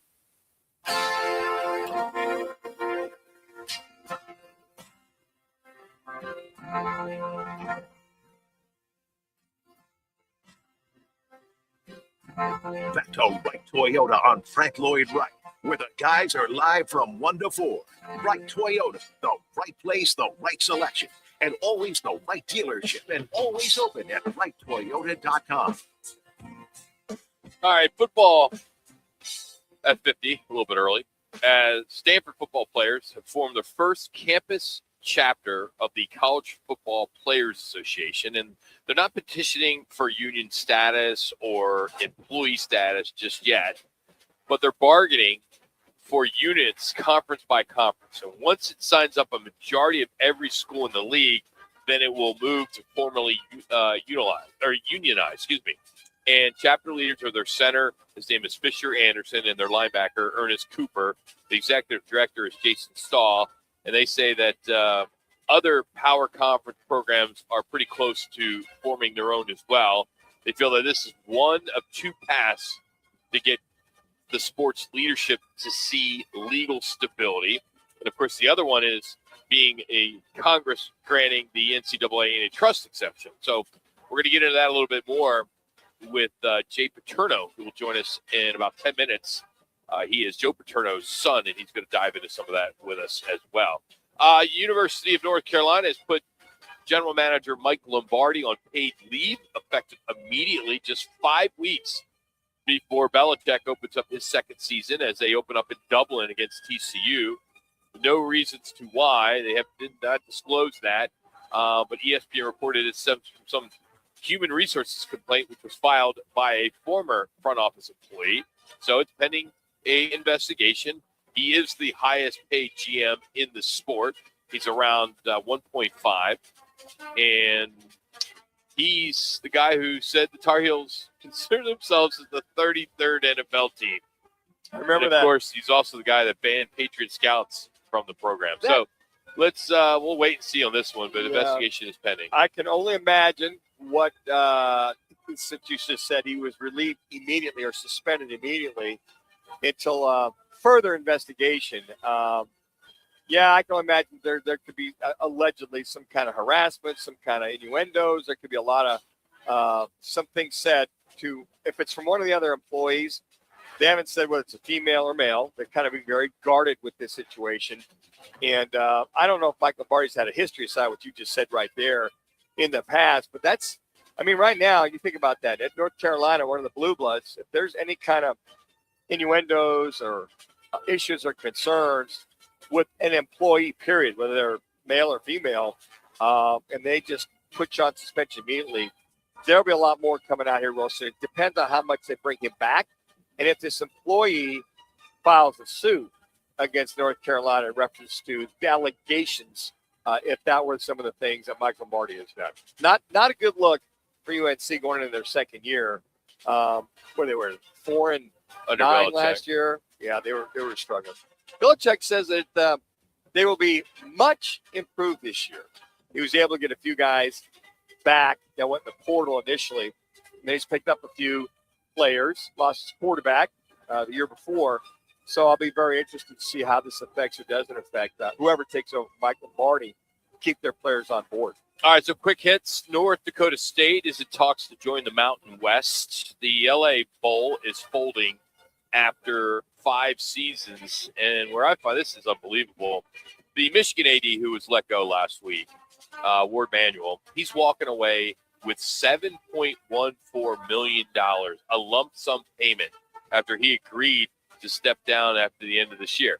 Now, the Freedom of Information Act has come out. You can obtain these documents. They're free, or I don't know if they're free, but they're out there, right? Here's the deal. So he gets $7.14 million paid in one lump sum within 21 days of him resigning. He gets a $108,000 retirement contribution. Michigan's going to pay $82,000 in attorney fees. He's got lifetime perks, including football and basketball tickets and golf privileges. He's got a 2-year non-compete, which prevents him from becoming an athletic director or a senior athletic advisor at any Big Ten school, though he can work outside the conference. This and is you ask amazing. why he's leaving. Of course, the scrutiny with the program, Coach Moore. I mean, the culture there's a mess at Michigan. I'm not just saying that because I'm an Ohio State fan. It truly is. And even Michigan people know it. I mean, but you're winning championships. Yeah. I mean, you just won the basketball championship just a few years removed from the college football championship. You have multiple Big Ten titles across several sports, and you have probably, if not the highest revenue athletic department in the nation. So it seems as though the look about what's going on, the minutiae surrounding to your winning a title in basketball, winning a couple of titles in football, plus all the other things that have harbored or come forward. You just wonder what Ward Manuel could control, what he could. But to your point, they've been successful. I mean, so maybe it's where they may have, I don't know, may have found something that say, hey, look, Ward, you know what? Let's just $7.4. You're going to get this, and this. What a windfall! Oh, why would you go work the rest of your life unless you want to be a consultant? Yeah, that's all he's going to do. You're going to make $100,000 being a consultant for other ADs around the nation, Or you'll be in front of the camera. Exactly. And he's pretty good at it. When he was the head guy of the NCAA tournament, he was the voice one year. But to your point, you just laid out the national championships under Ward Manuel. A lot of success. A lot of success. What caused this to be cheat? They cheat. Maybe they've got some goods on him. Came out of the closet. I mean, come on. The cheating, the film. What happened to the head coach after they won the championship in college football? Where did he go? He went to the Chargers. Yeah, okay. Much like Pete Carroll. The sign stealing, and I mean, come on. There's a list. You go back to the gymnastics and all that crap that they had. But he wasn't part of that. He was. But I mean, I guess it's all about the look. It just seems like Michigan's trying to clean up their act. They're trying. But in the meantime, they're winning national titles. All right, football is back. Well, it's getting here. And Big's American Bar and Grill is back as your home for Monday Night Football. They'll have all the preseason action, which is a week from Thursday with Arizona and Carolina. Regular season madness and a perfect place to host your fantasy football draft. It's all happening at Big's. Ice cold drinks, loaded burgers, wall-to-wall TVs, just off the 101 at 83rd Avenue in Bell in Peoria. So you hit up bigspeoria.com. And right now we're giving away a Roc and Manuch Jimmy B portable Bluetooth speaker. It's really nice. So you can take it to the lake, the course, you can tailgate, wherever you want. Plus, we'll throw in a $100 Big's American Bar gift card. All you got to do is text ESPN to 59925. That's ESPN to 59925. That's Big's American Bar and Grill, where the food's hot, the beer's cold, and sports fan call home. All right, to protect College Sports Act, cleared committee 19-9, and looks to be a lock, but we're going to catch up with Jay Paterno next. Arizona, your summer upgrade starts now during the Sanderson Ford Summer Sales Event. Get 0% financing for 36 months, 0 payments for 90 days, 0 maintenance fees for 2 years, and $1,000 towards your down payment on select Ford models. Summer won't last forever, and neither will these deals. So hurry in today and choose no hassle, no pressure, no nonsense. Choose Sanderson Ford. Must be financed through Ford Motor Credit OAC. Not applicable on specialty models. See dealer for select vehicles that qualify. All offers expire 8/31/26. On BritBox, there is a place where stories twist like cobblestone roads, grand manners hide secrets, and stakes are higher than seaside cliffs.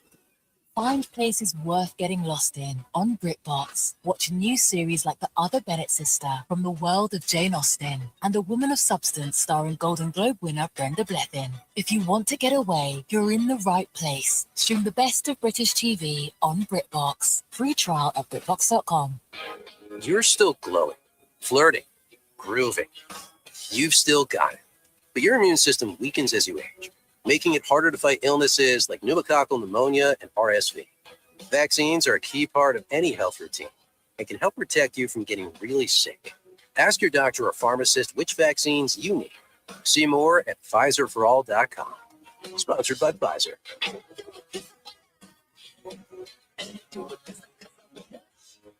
Rock for RightToyota.com. At Right Toyota, they'd like you to get to know them. Their goal is to make buying your next vehicle the kind of experience that earns your recommendation to family and friends. They invite you to use all their innovative web tools on RightToyota.com. So if you're looking for a new or pre-owned Toyota, head to their interactive website at RightToyota.com. The right price, the right selection, all at RightToyota.com.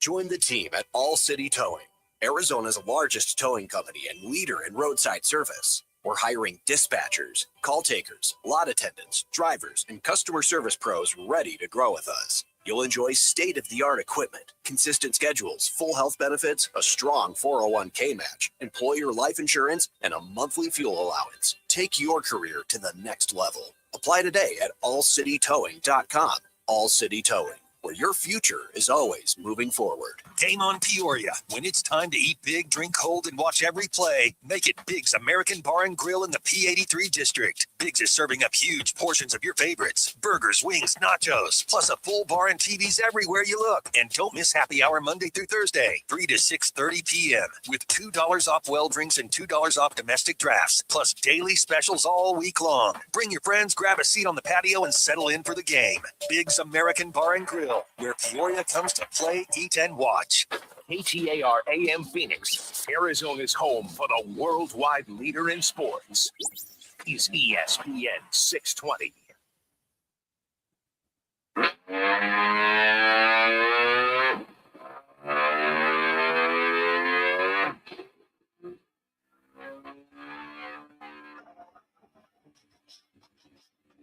Back to Right Toyota on Frank Lloyd Wright, where the guys are live from 1 to 4.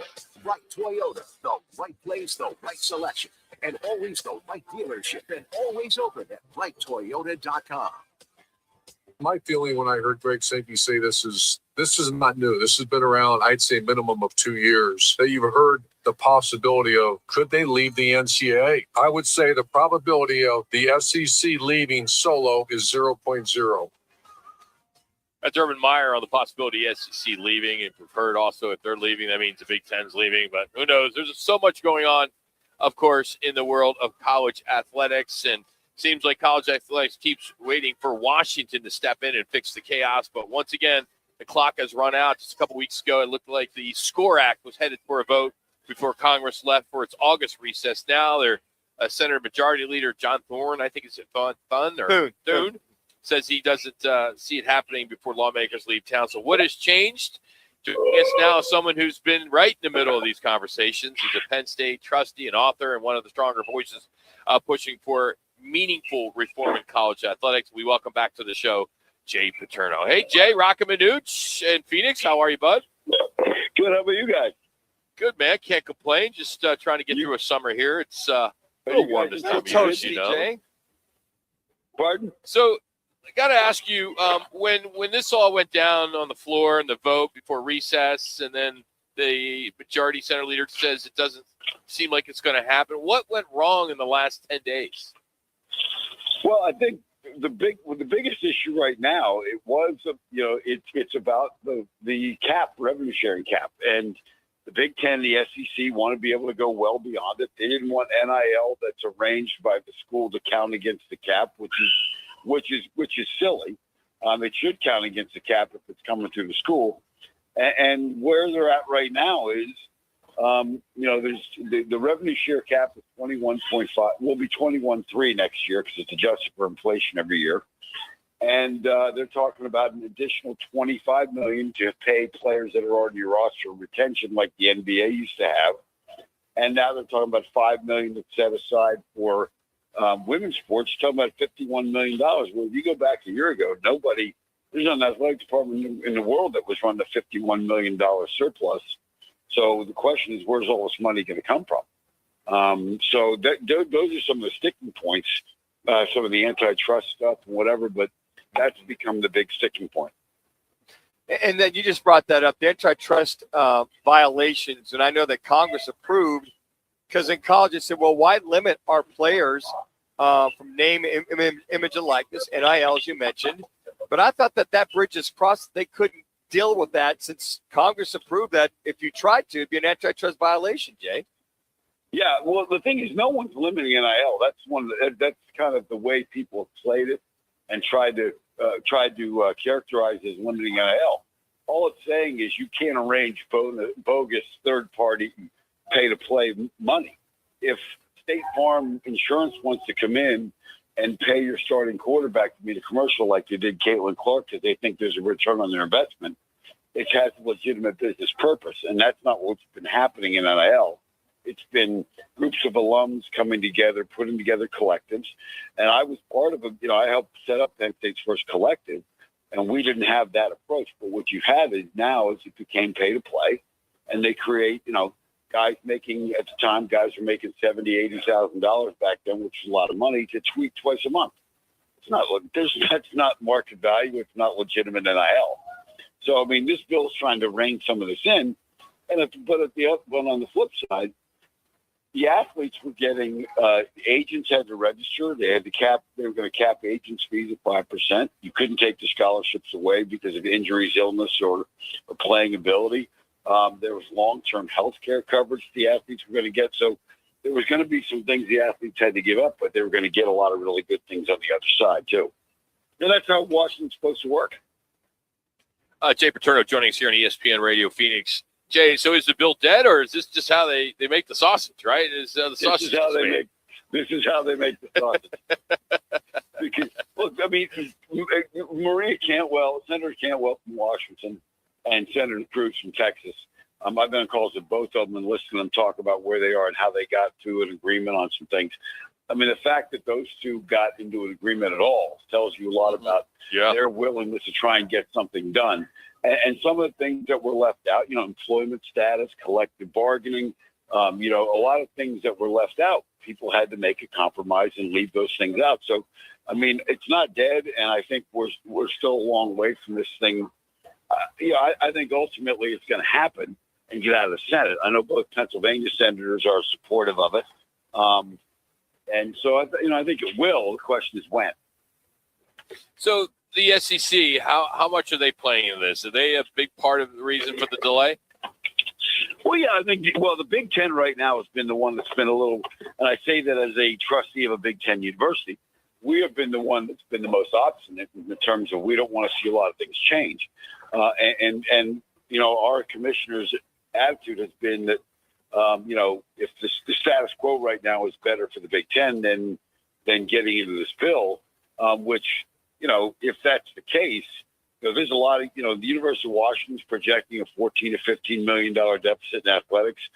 You're seeing the state of Wisconsin is now taking tax dollars and subsidizing the athletic department at the University of Wisconsin. You're seeing New Jersey just did the same thing as it relates to Rutgers. So the status quo is not exactly going great. So, Jay, we got a lot of Sun Devil fans, U of A fans, got fans from all over listening to us in reference to this. What's the balance? I mean, what's the win-win with this ultimately when you think about it? I think, look, at the end of the day, we all got to come to we all have to come to a compromise that allows everybody to compete, that allows Big 12 schools to compete on a similar footing. Look, I say this is a Big Ten, as a Big Ten trustee. If the game and sports are doing well everywhere, it's good for all of us. I mean, I don't think the world's great if there's a Big Ten in the SEC and then a bunch of second-tier conferences with schools. Some of them have great history, like Arizona State. That you want them to be successful. It's a major market. The state of Arizona has had a real good history in basketball, obviously, with Arizona, and football with Arizona State. So, I think the only way for this to really come to work is the long-term health of college sports. All these people have to have a chance to compete. So, Jay, this is agreed upon by everybody. Everybody can live with this. Does it quash the potential for a super conference, i.e., SEC and maybe somebody else joining them? I mean, does that quash all that, or is that still reality? Well, this bill does that. This bill will not. I mean, basically, I was on a call with Ted Cruz, and I asked him point blank, would you guys consider giving Super Conference antitrust protection? He said it will never happen. So, I mean, I think you can form the Super Conference, but you're going to have trouble putting in rules and defending yourself in court. And that's really why we're here, is because, for 5 years, the leadership in college sports, leadership at the NCAA keeps losing court cases, and they need, and no one can decide on how to avoid that. So they've asked the federal government to get involved. And that's why we are where we're at. Jay Paterno joining us here on ESPN Radio Phoenix. So if nothing changes, Jay, where is college football headed? That's a loaded question. Oh, it's a mess. It's absolute mess. I mean, imagine this. I mean, right now, just take football recruiting right now. Just as one microcosm of all this. Imagine if the NFL draft was run this way. Great top 10 prospects say, well, you know what? I want to go to the 49ers or the Cardinals, or I want to go to Seahawks, or I want to go to Cowboys. And whichever one of those of teams gives me the most money, that's where I'm going to go. And there's no cap on it. I mean, that's where we are just in recruiting. And then now you lump onto that, every veteran can switch teams every year. It's not sustainable. It just is not sustainable. And everyone knows that, and everyone privately will tell you that. A lot of athletic directors, administrators will tell you they wish they had collective bargaining and employment status, but no one wants to do that right now. So, I mean, if there's not some meaningful change, we're going to see massive, massive deficit spending, and it's just not sustainable. And on top of that, Jay, we're already seeing top-notch coaches move down the road because they don't want to deal with this anymore. It's more negotiation, it's more agency than it is coaching these young men that, to your point, they're on the run 24/7, 365. No doubt. Matt Campbell just came to Penn State, and he and I have had some really good conversations. And I've talked to our GM at Penn State, and they're basically, it's not recruiting anymore. Yeah. It is signing people. And you have a budget, and we're losing kids in state to schools that have more money allocated, say, for a running back or wide receiver than we do. So we're going to lose those guys. And the fans are all going nuts. Well, how can we lost this guy? Well, at the end of the day, we're not going to pay a freshman running back a boatload of money to be the fourth guy this year because we don't need him this year. So we just have to deal with that. And when you look at that's really changed the game and the way everything goes. So that's why you're seeing a lot of coaches are saying, used to deal with parents and the kids. Now the kid comes on a visit, you talk to parents, and the parents say, call the agent. And now the agent's involved. And then you got to look at your budget and say, how much money do we have? Can we spend? And it's not just football. I mean, college basketball, you're talking a lot of these teams, it's 10 to 12 million in payroll for college basketball. And then you start talking about women's volleyball. The women's volleyball coach at Penn State, I've known forever. She won national championship. But she said, the kids come up on the visit. They love the place, and they give you their agent's phone number. And then you got to figure out how much money they get. If your dad were alive today, Joe Paterno, great coach, how do you think he would deal with it? I mean, you grew up with him. What he can tolerate, what he can't. I seem to think he could tolerate more than we think he could. But how would he deal with it? Me, but yeah.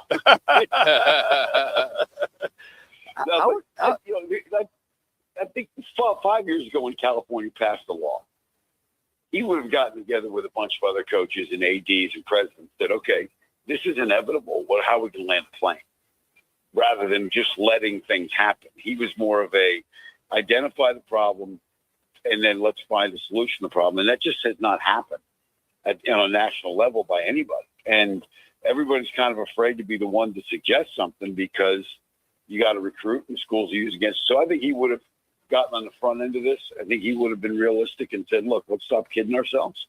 The Big Ten gets $1.4 billion in media rights money per year. This is not an extracurricular activity anymore. And let's be honest about what we're doing here. And at the end of the day, if, we played Florida State in the Orange Bowl the one year, and Bobby Bowden's on one sideline and Joe Paterno's the other sideline. If all the kids had walked off the field, no one's going to stick around and watch those two guys play cornhole. I mean, so the players are the reason we're there. So I think we just got to find the happy medium where it's sustainable and we can do it. If you take right now the revenue share cap plus scholarship money plus cost of attendance money plus all the other benefits the players get right now, you're looking at about a 50% revenue share split, all in, not cash, all of it, which is basically what the pro leagues are doing. It's unbelievable. It's just such a mess. Such a mess. And they got to fix it. You know. Yeah. And this bill right now is really the last train. And if no one gets on this train, we're going to have a real problem. So what's your crystal ball tell you then? When do you think this will even get out of Senate? When do you think time frame is? And crystal ball.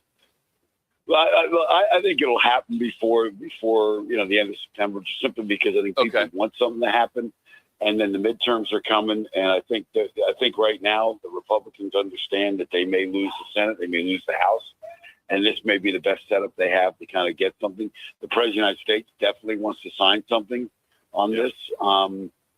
Whether or not he knows what he's signing, that's a whole other issue. But he definitely wants to sign something. And look, he's been an advocate for this. I shouldn't make a joke about it, but he's been an advocate on this thing for a long time.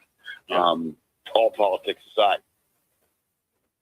Jay, we appreciate you coming on again. Hopefully, we can get you on in a few weeks when this thing kind of continues to simmer, and hopefully there'll be a light at the end of the tunnel here and clean up this mess at least a little bit. Sounds good, guys. You got it. That's Jay Paterno joining us here on Roc and Manuch with Jimmy B here on ESPN Radio Phoenix. Appreciate him joining us to kind of talk about this Protect College Sports Act as what a mess it's been. And at least there's bipartisan people involved in this, and that's the key to this. So we'll hopefully they can figure this out. As Jay has mentioned, he's been quoted as college sports is at a crossroads, and we clearly know that. All right, we're going to shift gears, get into some baseball as the Diamondbacks drop 2 of 3 in Washington. They still hold the final National League wildcard spot by exactly one game. Now 3 at PNC Park against a Pittsburgh club sitting 1 back. First pitch is coming up here in about 15 minutes, or a little bit long, 3:40 to be exact. We'll break down the series that decides what this front office will do or may do at the deadline. We'll continue from Wright Toyota. It's Roc and Manuch today. When it's game time in the Valley, you know what time it is. It's Twin Peaks time. Head to Twin Peaks with 5 Valley locations and massive screens everywhere you look. From basketball, baseball, to hockey, fights, and more, there's no better place to catch every play and all the action. Bud Light is a proud partner of sports fans everywhere. Twin Peaks, eats, drinks, scenic views. Phoenix, if you need a plumber, call the team that does it the right way. Victory Plumbing, Arizona. It's particular plumbing for particular people with upfront pricing before the work starts. So there's no surprises when the job's done. And here's a deal just for listeners. Tell them you heard Victory Plumbing on Roc and Manuch with Jimmy B, and they'll waive the service charge. For leaks, clogs, water heaters, or anything plumbing, book today at victoryplumbingarizona.com. ROC number 268603. Hey, Arizona State football fans. London is calling. The Sun Devils are headed across the pond to face Kansas in the inaugural Union Jack Classic, September 19th at Wembley Stadium. It's the first college football game ever played there, and you should be part of it. For tickets, hospitality, and travel packages, visit UnionJackClassic.com or contact the Sun Devil ticket office. Join Coach Dillingham, Sparky, and the Sun Devils in London. Forks up. I was in a wreck. I need a check. I was in a wreck. I need a check. I was in a wreck. I need a check.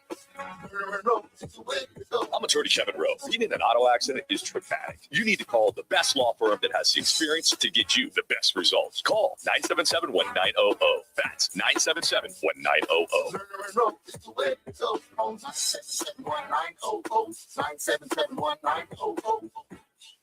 Arizona's headquarters for Toyotas is Wright Toyota. Hey, Rock, for my friends at Wright Toyota in Scottsdale.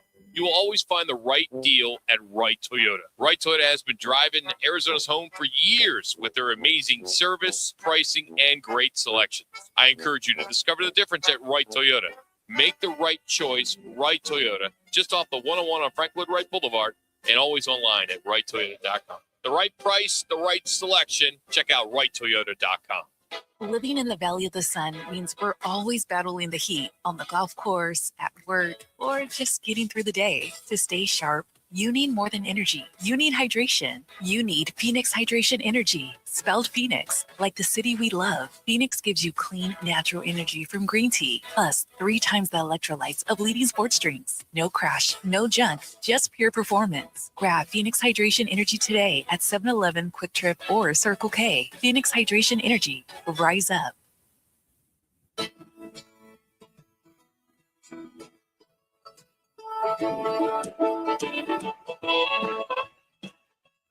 Back to Right Toyota on Frank Lloyd Wright, where the guys are live from 1 to 4. Right Toyota, the right place, the right selection, and always the right dealership, and always open at righttoyota.com. As Marte swings and hits one high in the air, deep to center field, going back out the field, still going back. Straight away center field to Till Marte with his 19th of the year. The D-backs reclaim the lead 3-2. All right, Friday night, Arizona wins a 1-run game. 3-2 is just heard out. Grind out. They take the opener on the road, exactly what you wanted. And then it fell apart Saturday, 5-3. Again, this is National Sunday's getaway day, so to speak, and they lose 10-7, 2 out of 3 in Washington. So series loss. And here's the part that bothered you about Sunday is they led 3-2 through 4 innings. They had a lead, bottom of the 5th. Washington hangs 4 spot on them, and the game never came back. And that's it. That's the whole thing. One inning. And you look at Washington did it all afternoon, 15 hits, 4 home runs. How about C.J. Abrams? He went deep twice. James Wood also went deep twice. Just 2 guys, 4 bombs. They were the offense. They did it all. And the bullpen got torched. Drake was in there, doesn't get out of the 5th, gives up 2 homers in 4 innings, and then you're gonna just say, "Oh gosh, let's go. We got to get on a plane, right, to get over to Pittsburgh." But so here's the stat that decides it. Arizona was 2 for 12 with runners in scoring position. Washington was 3 for 12, almost identical, except Washington hit 4 home runs and Arizona didn't. So same opportunities, but a completely different result. Now, I'm not going to sit here and just tell you it's all bad because it wasn't. I mean, Perdomo, it was a machine. Sunday, he homers, draws 3 walks, is on base 4 times. Best at bat on the roster. I mean, it isn't even close. Gabby, he stayed hot too. He was 2 for 5 with 2 doubles and a couple RBI. The catcher is carrying the offense. And then Marte, he went deep. You heard that. Carroll scores a couple times. Top of that order, no problem there. But it's guys off the bench. It's the guys down the down the roster that are not producing it. Bottom half. So now you got Pittsburgh, and you got to forget about the division. The Dodgers are going to win it. They're up 12 games. I mean, the West is over for them. We know that. But you go into Pittsburgh for 3 games. The team is sitting 1 game behind them in the exact same race, head to head against a direct competitor. Direct competitor counts double. So you lose 2 or 3 here, you're on the outside looking in by Wednesday night. Yeah, you are. Trade deadline Friday. Yeah, matter of fact, if you win 2 out of 3, you'll push as far as the head-to-head is concerned. So you've got to win at least. You got to win this series because you've already lost the head-to-head to Nationals now. If Pittsburgh wins 2 out of 3, you'll lose the head-to-head to Pittsburgh. And then you got the others, remaining as far as head-to-head is concerned. Padres in your own division. You'll take on other teams as far as those that you're going to take on. Chicago is currently first as far as the wild card, and there's the Phillies. Now, they will play Chicago and the Phillies, but you can't be losing head-to-heads if it comes down to the last week. And you look at, okay, Pittsburgh won, and the Diamondbacks lost the last 2, or if it's the Nationals. So, for this ball club to go into Pittsburgh, I think that's going to be the key for them. That they know. I think Torey Lovullo and this staff, they're scoreboard watching. They've admitted, we got to watch. We can't put ourselves in a hole. Had the opportunity to get at least 2 out of 3 at the Nationals, which they needed to. But when you had your bullpen give up 6 runs, to your point, Roc, in that game yesterday, that doesn't bode very well. So got the Pittsburgh for the 3. And again, it's all about, and Torey's talked about this, And I'm sure the players know you've got to win these series. Now, if they win this series, if they sweep the Pirates 3 games, they'll have won the head-to-head. And that'd be great. They can say, look back, okay, we won that one. We'll come back. Got to take on the Padres, the Cubs, the Phillies. Maybe Cincinnati makes it a move. Marlins are fading the tissue paper in a rainstorm. Then those are the keys that Torrey talks about as far as we got to win these particular series or hold serve. Now, here's what's interesting. It's a 6-point swing. Yes. And here's what's interesting. If the Diamondbacks win 2 out of 3 and Pittsburgh won 2 out of 3 here, and it comes down to the final day and they're both tied up, they would have to play. They would have to play, if it's a head-to-head between Pittsburgh and Arizona, a 1-game playoff series. Yeah, that's happened before. So, I mean, hey, they're in good position currently, as you mentioned. They're in the 3rd place by themselves, the 3rd place wild card spot. So, again, if they can, coming down to the trade deadline, August 3rd, we're just about a week and a half. No, a week Is that away. Monday? August 3rd. Yeah, I believe so. Yeah, this week. That's why. So this that's week they face San Diego. They'll be here. Yeah. After they play Cleveland. Well, you know that. You're all over the schedule. Yeah, the Guardians. So what's the next 4 games? So we got the series? next. Well, after Pittsburgh. I'm kidding, Manuch. I don't care. I'll give it to you. I don't care. Cleveland and worry about Padres. Pittsburgh. This is one time you should not even be looking ahead, ever. You know what I look It's ahead all to? about this 3-game playoff with Pittsburgh. Well, yeah, it is. I mean, that's what I guess I'm looking ahead to the teams that they've got to win the head-to-heads. So they can lose to Cleveland. Is what you're It saying. won't matter because it's in the American League. It's all about the National League. I mean, you mentioned that really the only ones that they've got to really, really fight against would be Cincinnati, Chicago, and the Padres because they'll play Phillies one more time, and but you never know if they can get hot. Hell, they won. They win 8 out of 11. They won 6 out of the last 10. So that viability for this team is really dependent upon the bullpen. And just when the bottom half of the order was the hottest in all the National League for the first 3 weeks of the National League, to your point, this last weekend, it was the top half that carried that bottom half. So if they can just get both of them to converge and stay more consistent, you wouldn't see quite the highs and lows that you're seeing with this batting order. So trade deadline will be 3:00 a week from today. Couple things worth noting. The deadline used to always be July 31st. But the commissioner office basically said, all right, we want to set it between July 28th to August 3rd to avoid any conflicting day games. Because after it passes, players on the 40-man roster can't be traded. Now, they can still be placed or claimed on outright waivers, but minor leaguers not on the 40-man roster can be dealt. They can still be dealt. So we'll see. There's some big names still out there. I mean, imagine Mason Miller going. Oh, my goodness. I mean, he's got to be the biggest name. I mean, I know Super Bowl sure is big, but, man, who's going to grab Mason Miller? Well, the Padres are only 2 games back of that 3rd place spot.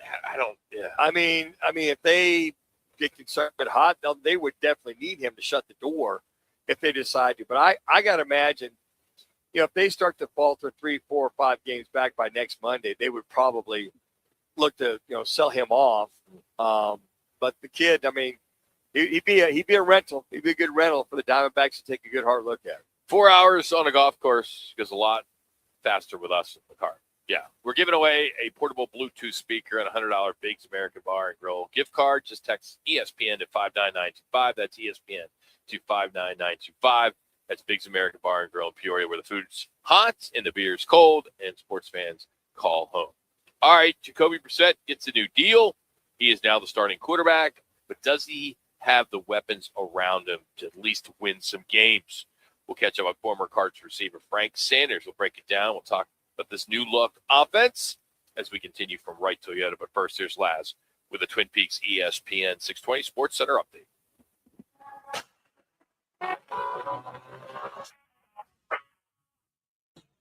It's now time for your Roc and Manuch with Jimmy B's ESPN 620 Sports Center update. I'm Matt Lazarus. The D-backs dropped 2-3 to the Washington Nationals over the weekend as the road trip now shifts to Pittsburgh for a crucial 3-game set against the Pirates. Arizona currently sits just 1 game ahead of the Pirates for the 3rd and final National League wildcard spot, making this a pivotal series for both clubs. Merrill Kelly gets the start for the Snakes as first pitch from PNC Park is just about 10 minutes or so away, and you can catch all the action on our sister station, 98.7 FM, also streaming live on the Arizona Sports app. Nobody does happy hour like Twin Peaks. Join them from 3 to 6 p.m. for Michelob Ultra and Bud Light drafts, tequila cocktails, top shelf spirits poured over ice balls, and those famous 29-degree drafts, all paired with scratch-made bites that actually satisfy. Twin Peaks, eats, drinks, and scenic views. Let me remind you, Thursdays are where the weekend starts at Twin Peaks Restaurant. Grab an ice-cold Bud Light or a refreshing Michelob Ultra and catch wall-to-wall sports on massive TVs everywhere you look. Big games, cold beer, made from scratch food. Start your weekend early with Bud Light and Michelob Ultra. Thursdays at Twin Peaks. Eats, drinks, and scenic views. Rock for RightToyota.com. At Right Toyota, they'd like you to get to know them. Their goal is to make buying your next vehicle the kind of experience that earns your recommendation to family and friends. They invite you to use all of their innovative web tools on RightToyota.com. So if you're looking for a new or pre-owned Toyota, head to their interactive website at RightToyota.com. The right price, the right selection, all at RightToyota.com. Bigger fields, bigger events, bigger experiences. Arizona Athletic Grounds. Arizona Athletic Grounds is a 275-acre sports and entertainment destination for athletes, fans, and families. Located in Mesa, AAG is one of the largest multi-sport complexes in the country, with over 475,000 square feet indoors and more than 150 fields and courts. From tournaments to training to cheer, dance, concerts, and corporate events, the Grounds does it all. Learn more at azgrounds.com. Game on Peoria. When it's time to eat big, drink cold, and watch every play, make it Big's American Bar and Grill in the P83 district. Big's is serving up huge portions of your favorites. Burgers, wings, nachos, plus a full bar and TVs everywhere you look. And don't miss happy hour Monday through Thursday, 3 to 6:30 p.m. with $2 off well drinks and $2 off domestic drafts, plus daily specials all week long. Bring your friends, grab a seat on the patio, and settle in for the game. Big's American Bar and Grill, where Peoria comes to play, eat, and watch. Playing online games in Arizona? Verify you're using a legal app or site by visiting gaming.az.gov/check-your-bet. Look out for games that take your deposits and let you play, but prevent you from winning or withdrawing money. If you suspect illegal activity in Arizona, report it at gaming.az.gov. Together, we can keep gaming safe and fair. For 24/7 problem gambling support, text Next Step to 53342, sponsored by the Arizona Department of Gaming. Think you can handle a few drinks and still drive safely? Think again. Buzzed driving is drunk driving, and drunk driving can land you in serious trouble. In Arizona, there's zero tolerance for impaired driving. Even one drink can cost you thousands in fines and legal fees. Plus, take away your driver's license. So plan ahead. Use a designated driver or rideshare. Get the facts at drivesober.az.gov. This message is sponsored by the Governor's Office of Highway Safety. He played 8 seasons with the Arizona Cardinals. The Sandman. It is. Oh, touchdown, Auburn! Sanders got it! Touchdown, Auburn! Frank Sanders from Nix. Auburn's ahead. Frank Sanders joins Roc and Manuch with Jimmy B. Right here on ESPN 620. 3rd and 4 on the Packer 15. Parsons lined up over the nose, standing up. Back to throw, goes Brissett, looks right, throws right, caught on the goal line. Touchdown, Trey McBride. Jacoby Brissett with a dime finds Trey McBride for a touchdown with 7 seconds to go in the half. Frank Sanders now on Roc and Manuch with Jimmy B as we were out here at Right Toyota. Frank, I mean, TikTok, AI, I don't know what to believe, but I saw something over the weekend that had you as the play-by-play guy for the Cardinals, replacing Dave Pash. Any truth to that rumor?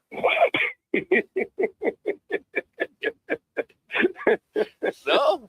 I mean, oh, my God. You must have got that from JMZ and not TMZ. That's definitely not the truth. I can see you being up there in the booth, you know? I mean, you were doing a bunch of post-game stuff. You can't replace. Yeah, but you can't replace Dave Pash with a Frank Sanders. Like, DP is like, he's golden, man. This that is the master's program to me. Yeah. Walking in from the elementary program, without a doubt. But it's hard to replace DP. Would you agree that a play-by-play guy is just so much more important than a color analyst, right? You can't do a broadcast with just a color analyst. You have to have the play-by-play guy. He's truly the star in the booth. Yeah, Would you agree? I'm listening, Frank. Absolutely. Well, I will say it's like having both of you guys. Like one is the stats and sidelines guy, and then the other guy is the one who really he paints the visual picture verbally of what the people are seeing or what they're listening to. So you got to have both. And if you have a great combination of them, then it works well. No, that's not the question. You can't dodge the question. If both, I'll say if I'm the Dave Pash and Manuch is the color analyst, right? I get a flat tire on the way to the game. Manuch can't do it by himself. Oh. Now, if Manuch gets a flat tire, Pash and myself could still do the play-by-play. You can't. There's no way the color analyst could do it. Anybody can look on their phone for stats. If stats are just so overrated. I would agree with you if the guy has personality, which you might have, Rob. But it's definitely so. There's moments when you definitely go into your It's bagel. not about your me. bagel. I have no I'm interest. just saying. I have no interest in that I'm just job. saying, I'd if be you have to horrible. compare to- no, I agree. But I'm saying if the show was about you and Manuch, and Manuch caught a flat tire, you would probably need help. At some moment, your satire and your jokes would become very bagelish without cream cheese, and so you gotta. It's just it's no knock. The hard part. It's no knock. The hard part is you really need to know the other team's offense because they're going to be able to feel a lot. So I would know that most definitely. Up and down, all that tape watching, right, Frank? That I've got to do. All right, let's talk about this current Cardinal team. And Jacoby Brissett got paid. I know you're not going to agree, but I think the Cardinals rolled. I think they gave away too much for a bridge quarterback, but it is what it is. We don't have to talk about it anymore. But if he throws 2-3 interceptions the first week against the Chargers, and then the following week against Seattle, the following week against San Francisco, I mean, we're going to see Carson Beck anyway, and they just lost their money. Or if he throws 3 touchdowns, no picks, and he comes back the following week and they end up getting a W with 1 touchdown, and Jeremiah Love scores 3, then the following week they show up and then you have 4 touchdowns thrown and the Cardinals get another W. Did the Cardinals get did they get a discount? You're a happy hour, aren't you? Did Michael Bidwell text you before you knew you were coming on? Oh, he's an ambassador. Well, yeah, that's right. I forgot. He's got to say that. So. I mean, I know. Hey, I've been in the locker room, man, and look, we can. Jacoby Brissett, I mean, it's over. Correct. The contractually, they got him. He's in camp.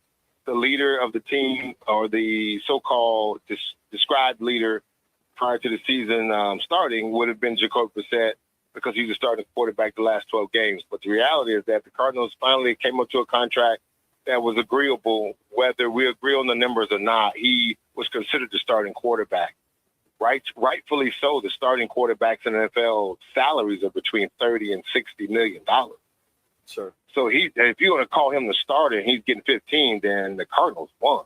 And he got an opportunity to get more money because he had been a journeyman backup. So that's good on both ends and that respectful. But, once you're in the locker room, man, you still got to go out and play football. And hopefully it doesn't look like what you described, Rock, and hopefully it looks like better than what I described for the team. As a former player in the locker room, man, at the end of the day, the Cardinals got a leader that they wanted to be on the field, and that's Jacoby Brissett. And that young man changed the narrative of what we thought his coaching staff deserved last year, which they ended up still getting fired, and what was actually being performed between the outside performance of the players. He made this team, or he made the players around him that much better last year. Although there were no wins with it, it's still that we got a chance to see a better Michael Wilson. Trey McBride was still touted as the top tight end in the NFL. And when you look at it from that standpoint, the offense looked like it was something that, that could be used with a pocket quarterback outside of what we saw from Kyler Murray in that offense. And Frank, to your point there, I think that he gives them, that being Jacoby, the best chance to win these games because the gauntlet, the first 11 games are a gauntlet, maybe aside from Tennessee. But I think you can't throw the baby out with the bathwater. You got to make sure that, hey, look, they like him in the locker room. To your point, he's moved the offense, even though they didn't win. He does so many tangibles and intangibles to be the guy to give him a little bit of hope. So I think this is that bet on the come, the kind of money they're giving him. Hell, they gave him $6 million in potential incentives on top of it, which tells me you're our best shot at not having a disastrous season. Yeah, it's funny about that. You do get to ask that one question of what you're stating, and it says, well, what they saw so far between Carson Beck, Gardner Minshew, made them go sign Jacoby Brissett? Yes.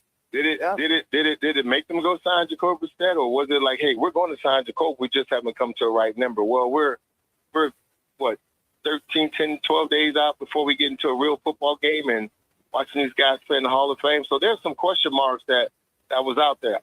All I'm saying is we got a little bit of hope that came into the locker room with Jacoby Brissett. That's what we got. If Carson Beck does become the guy in week 3 or 4 or 5 or however long it is, that in itself says, and they still made a good decision in the draft because we needed a quarterback.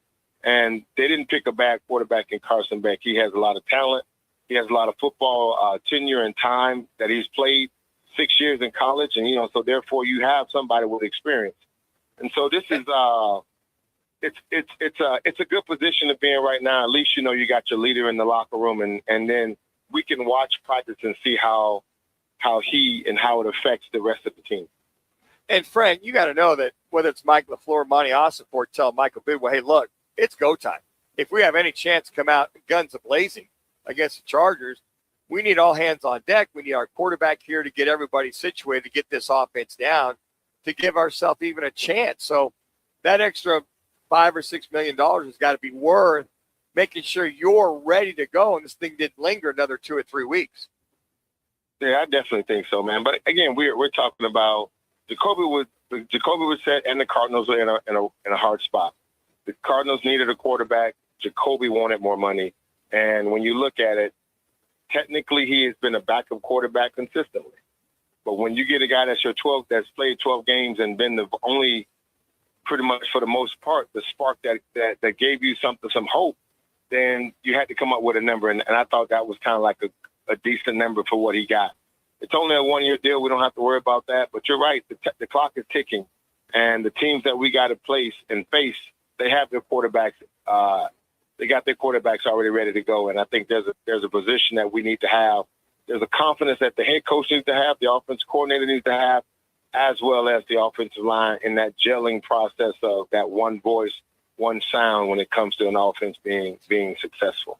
And he's on the same page with every receiver, aside from Jeremiah Love and Kendrick Bourne. That's another factor I think they had to look at is experience. And you alluded to it earlier, Frank, having success with the majority of these receivers, as we heard coming out of the break, Trey McBride. There's that continuity there as well, too, that's got to add to something, or add, as I like to say, adds into the money that was given him. Without a doubt. I would definitely think just the voice of those guys knowing what he did and how he changed their season last year. This thing was rocky.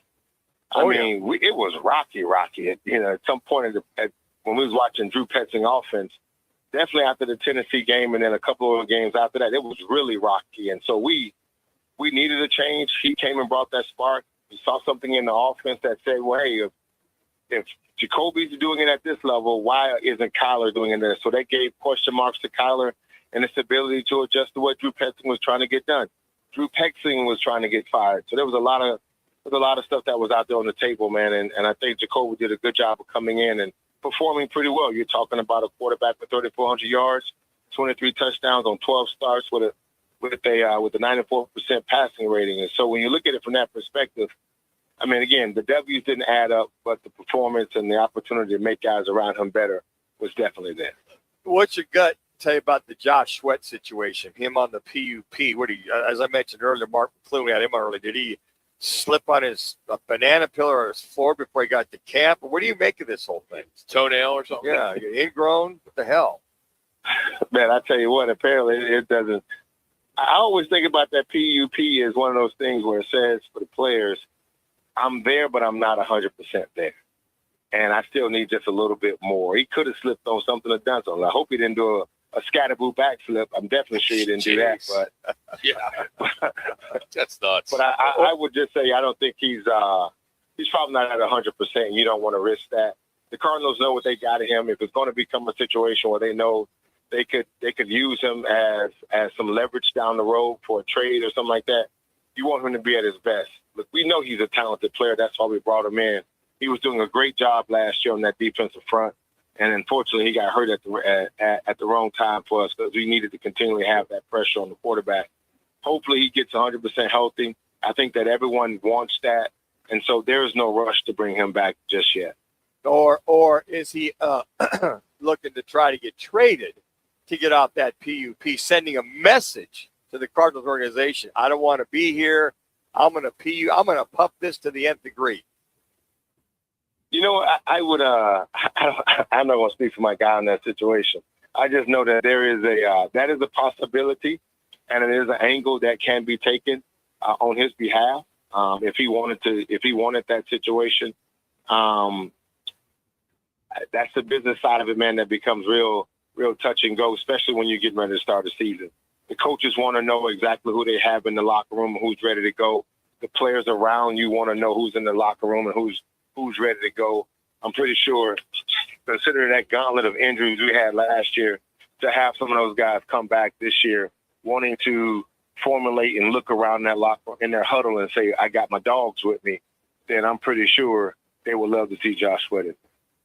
Frank, my last one, the death of training camp road trips. 26 of the 32 NFL teams are staying home for camp this year. How was it when you went up the flag, and how big was that to be on the road with the team? What they're doing now is they're just over at the Wigwam. You know, it's just a few miles from the stadium. Hanging out. I mean, it's not like you could go to the Hilton bar, you know, or something, you know, like you could do up a flag, you know, something like that. So, I mean, sleeping in bunk beds. There was a nice amount. Hey, Rock, there was a nice amount of tuckaways for guys to go to in Flagstaff, but they wanted to go tuck away somewhere. I love the way tuck away. I mean, I interned with the Colts and during training camp, and we were up in Anderson.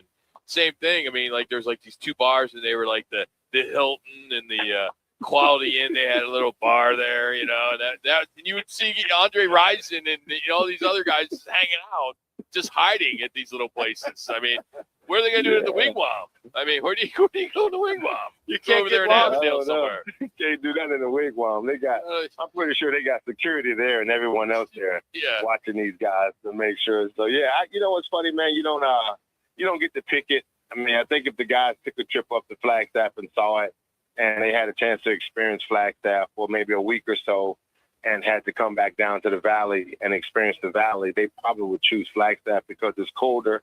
One, the altitude's a little bit thinner, but it makes you feel better when you come back down. The room and board situation, I'm pretty sure it will never be better than the Wigwam or being able to have right. It won't be better than the Wigwam up in Flagstaff, but you know that's a business decision that was made where you feel like you can save a couple of dollars and still keep it close to the fan base. So that's a tough decision. I mean, but for me, you know, I didn't have a choice to make then, but I did like the trip to Flagstaff and all of the frailties and the wonderfulness of things that came along with it when we was up in camp.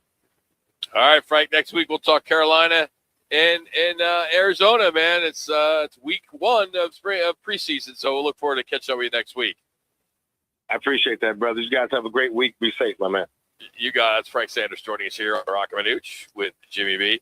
It was great at Flag. For those of you that weren't living here, I love it. You know, when they would get released, man, you would just if you're on the 17, you just see these freaking $100,000 cars just flying by you, getting down that hill. They're making that 2 hours in 1:15. You know, it's great. But Flag was right. There were so many places you could go and hide if you needed to up there. And we'd see them. We were out and about. We'd be up there having a little dinner. They might sneak in. You might see them over there, tucked away, having a brewski, getting away from training camp before their meetings. I've never heard the tuck away. Tuck away? I've never heard it either.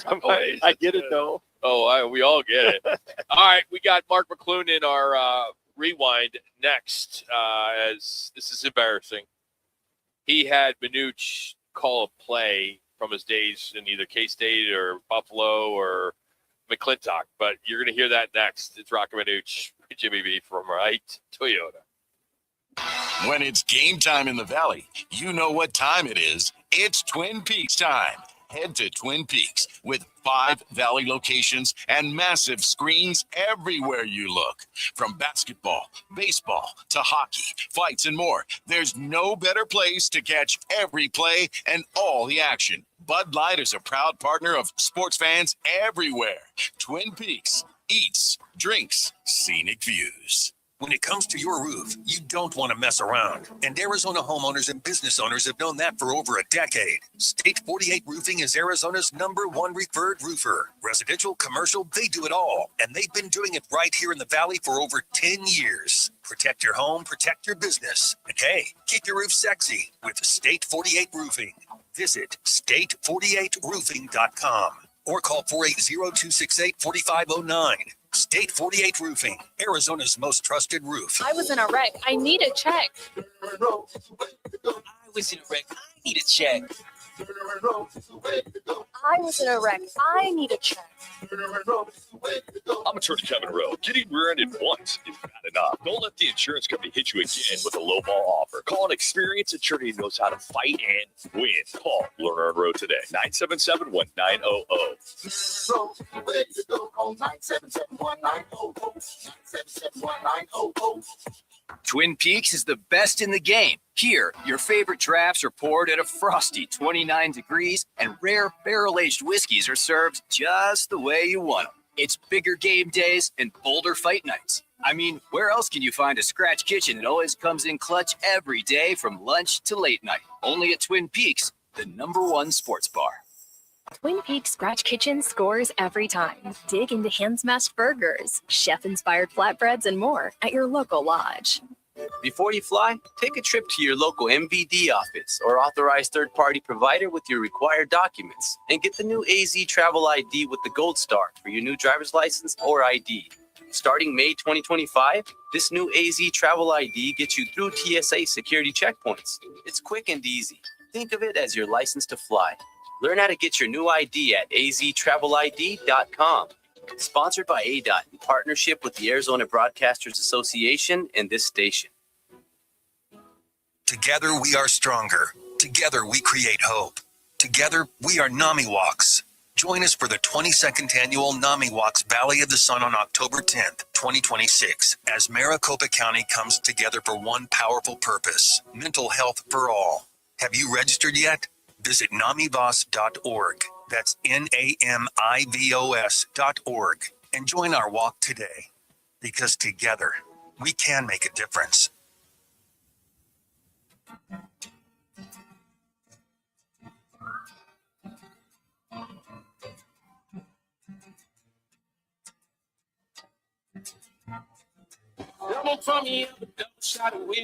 It's the Burger and Roll One Call That's All call of the day. If you're looking for a full service law firm, just make one call, that's all. 602-977-1900.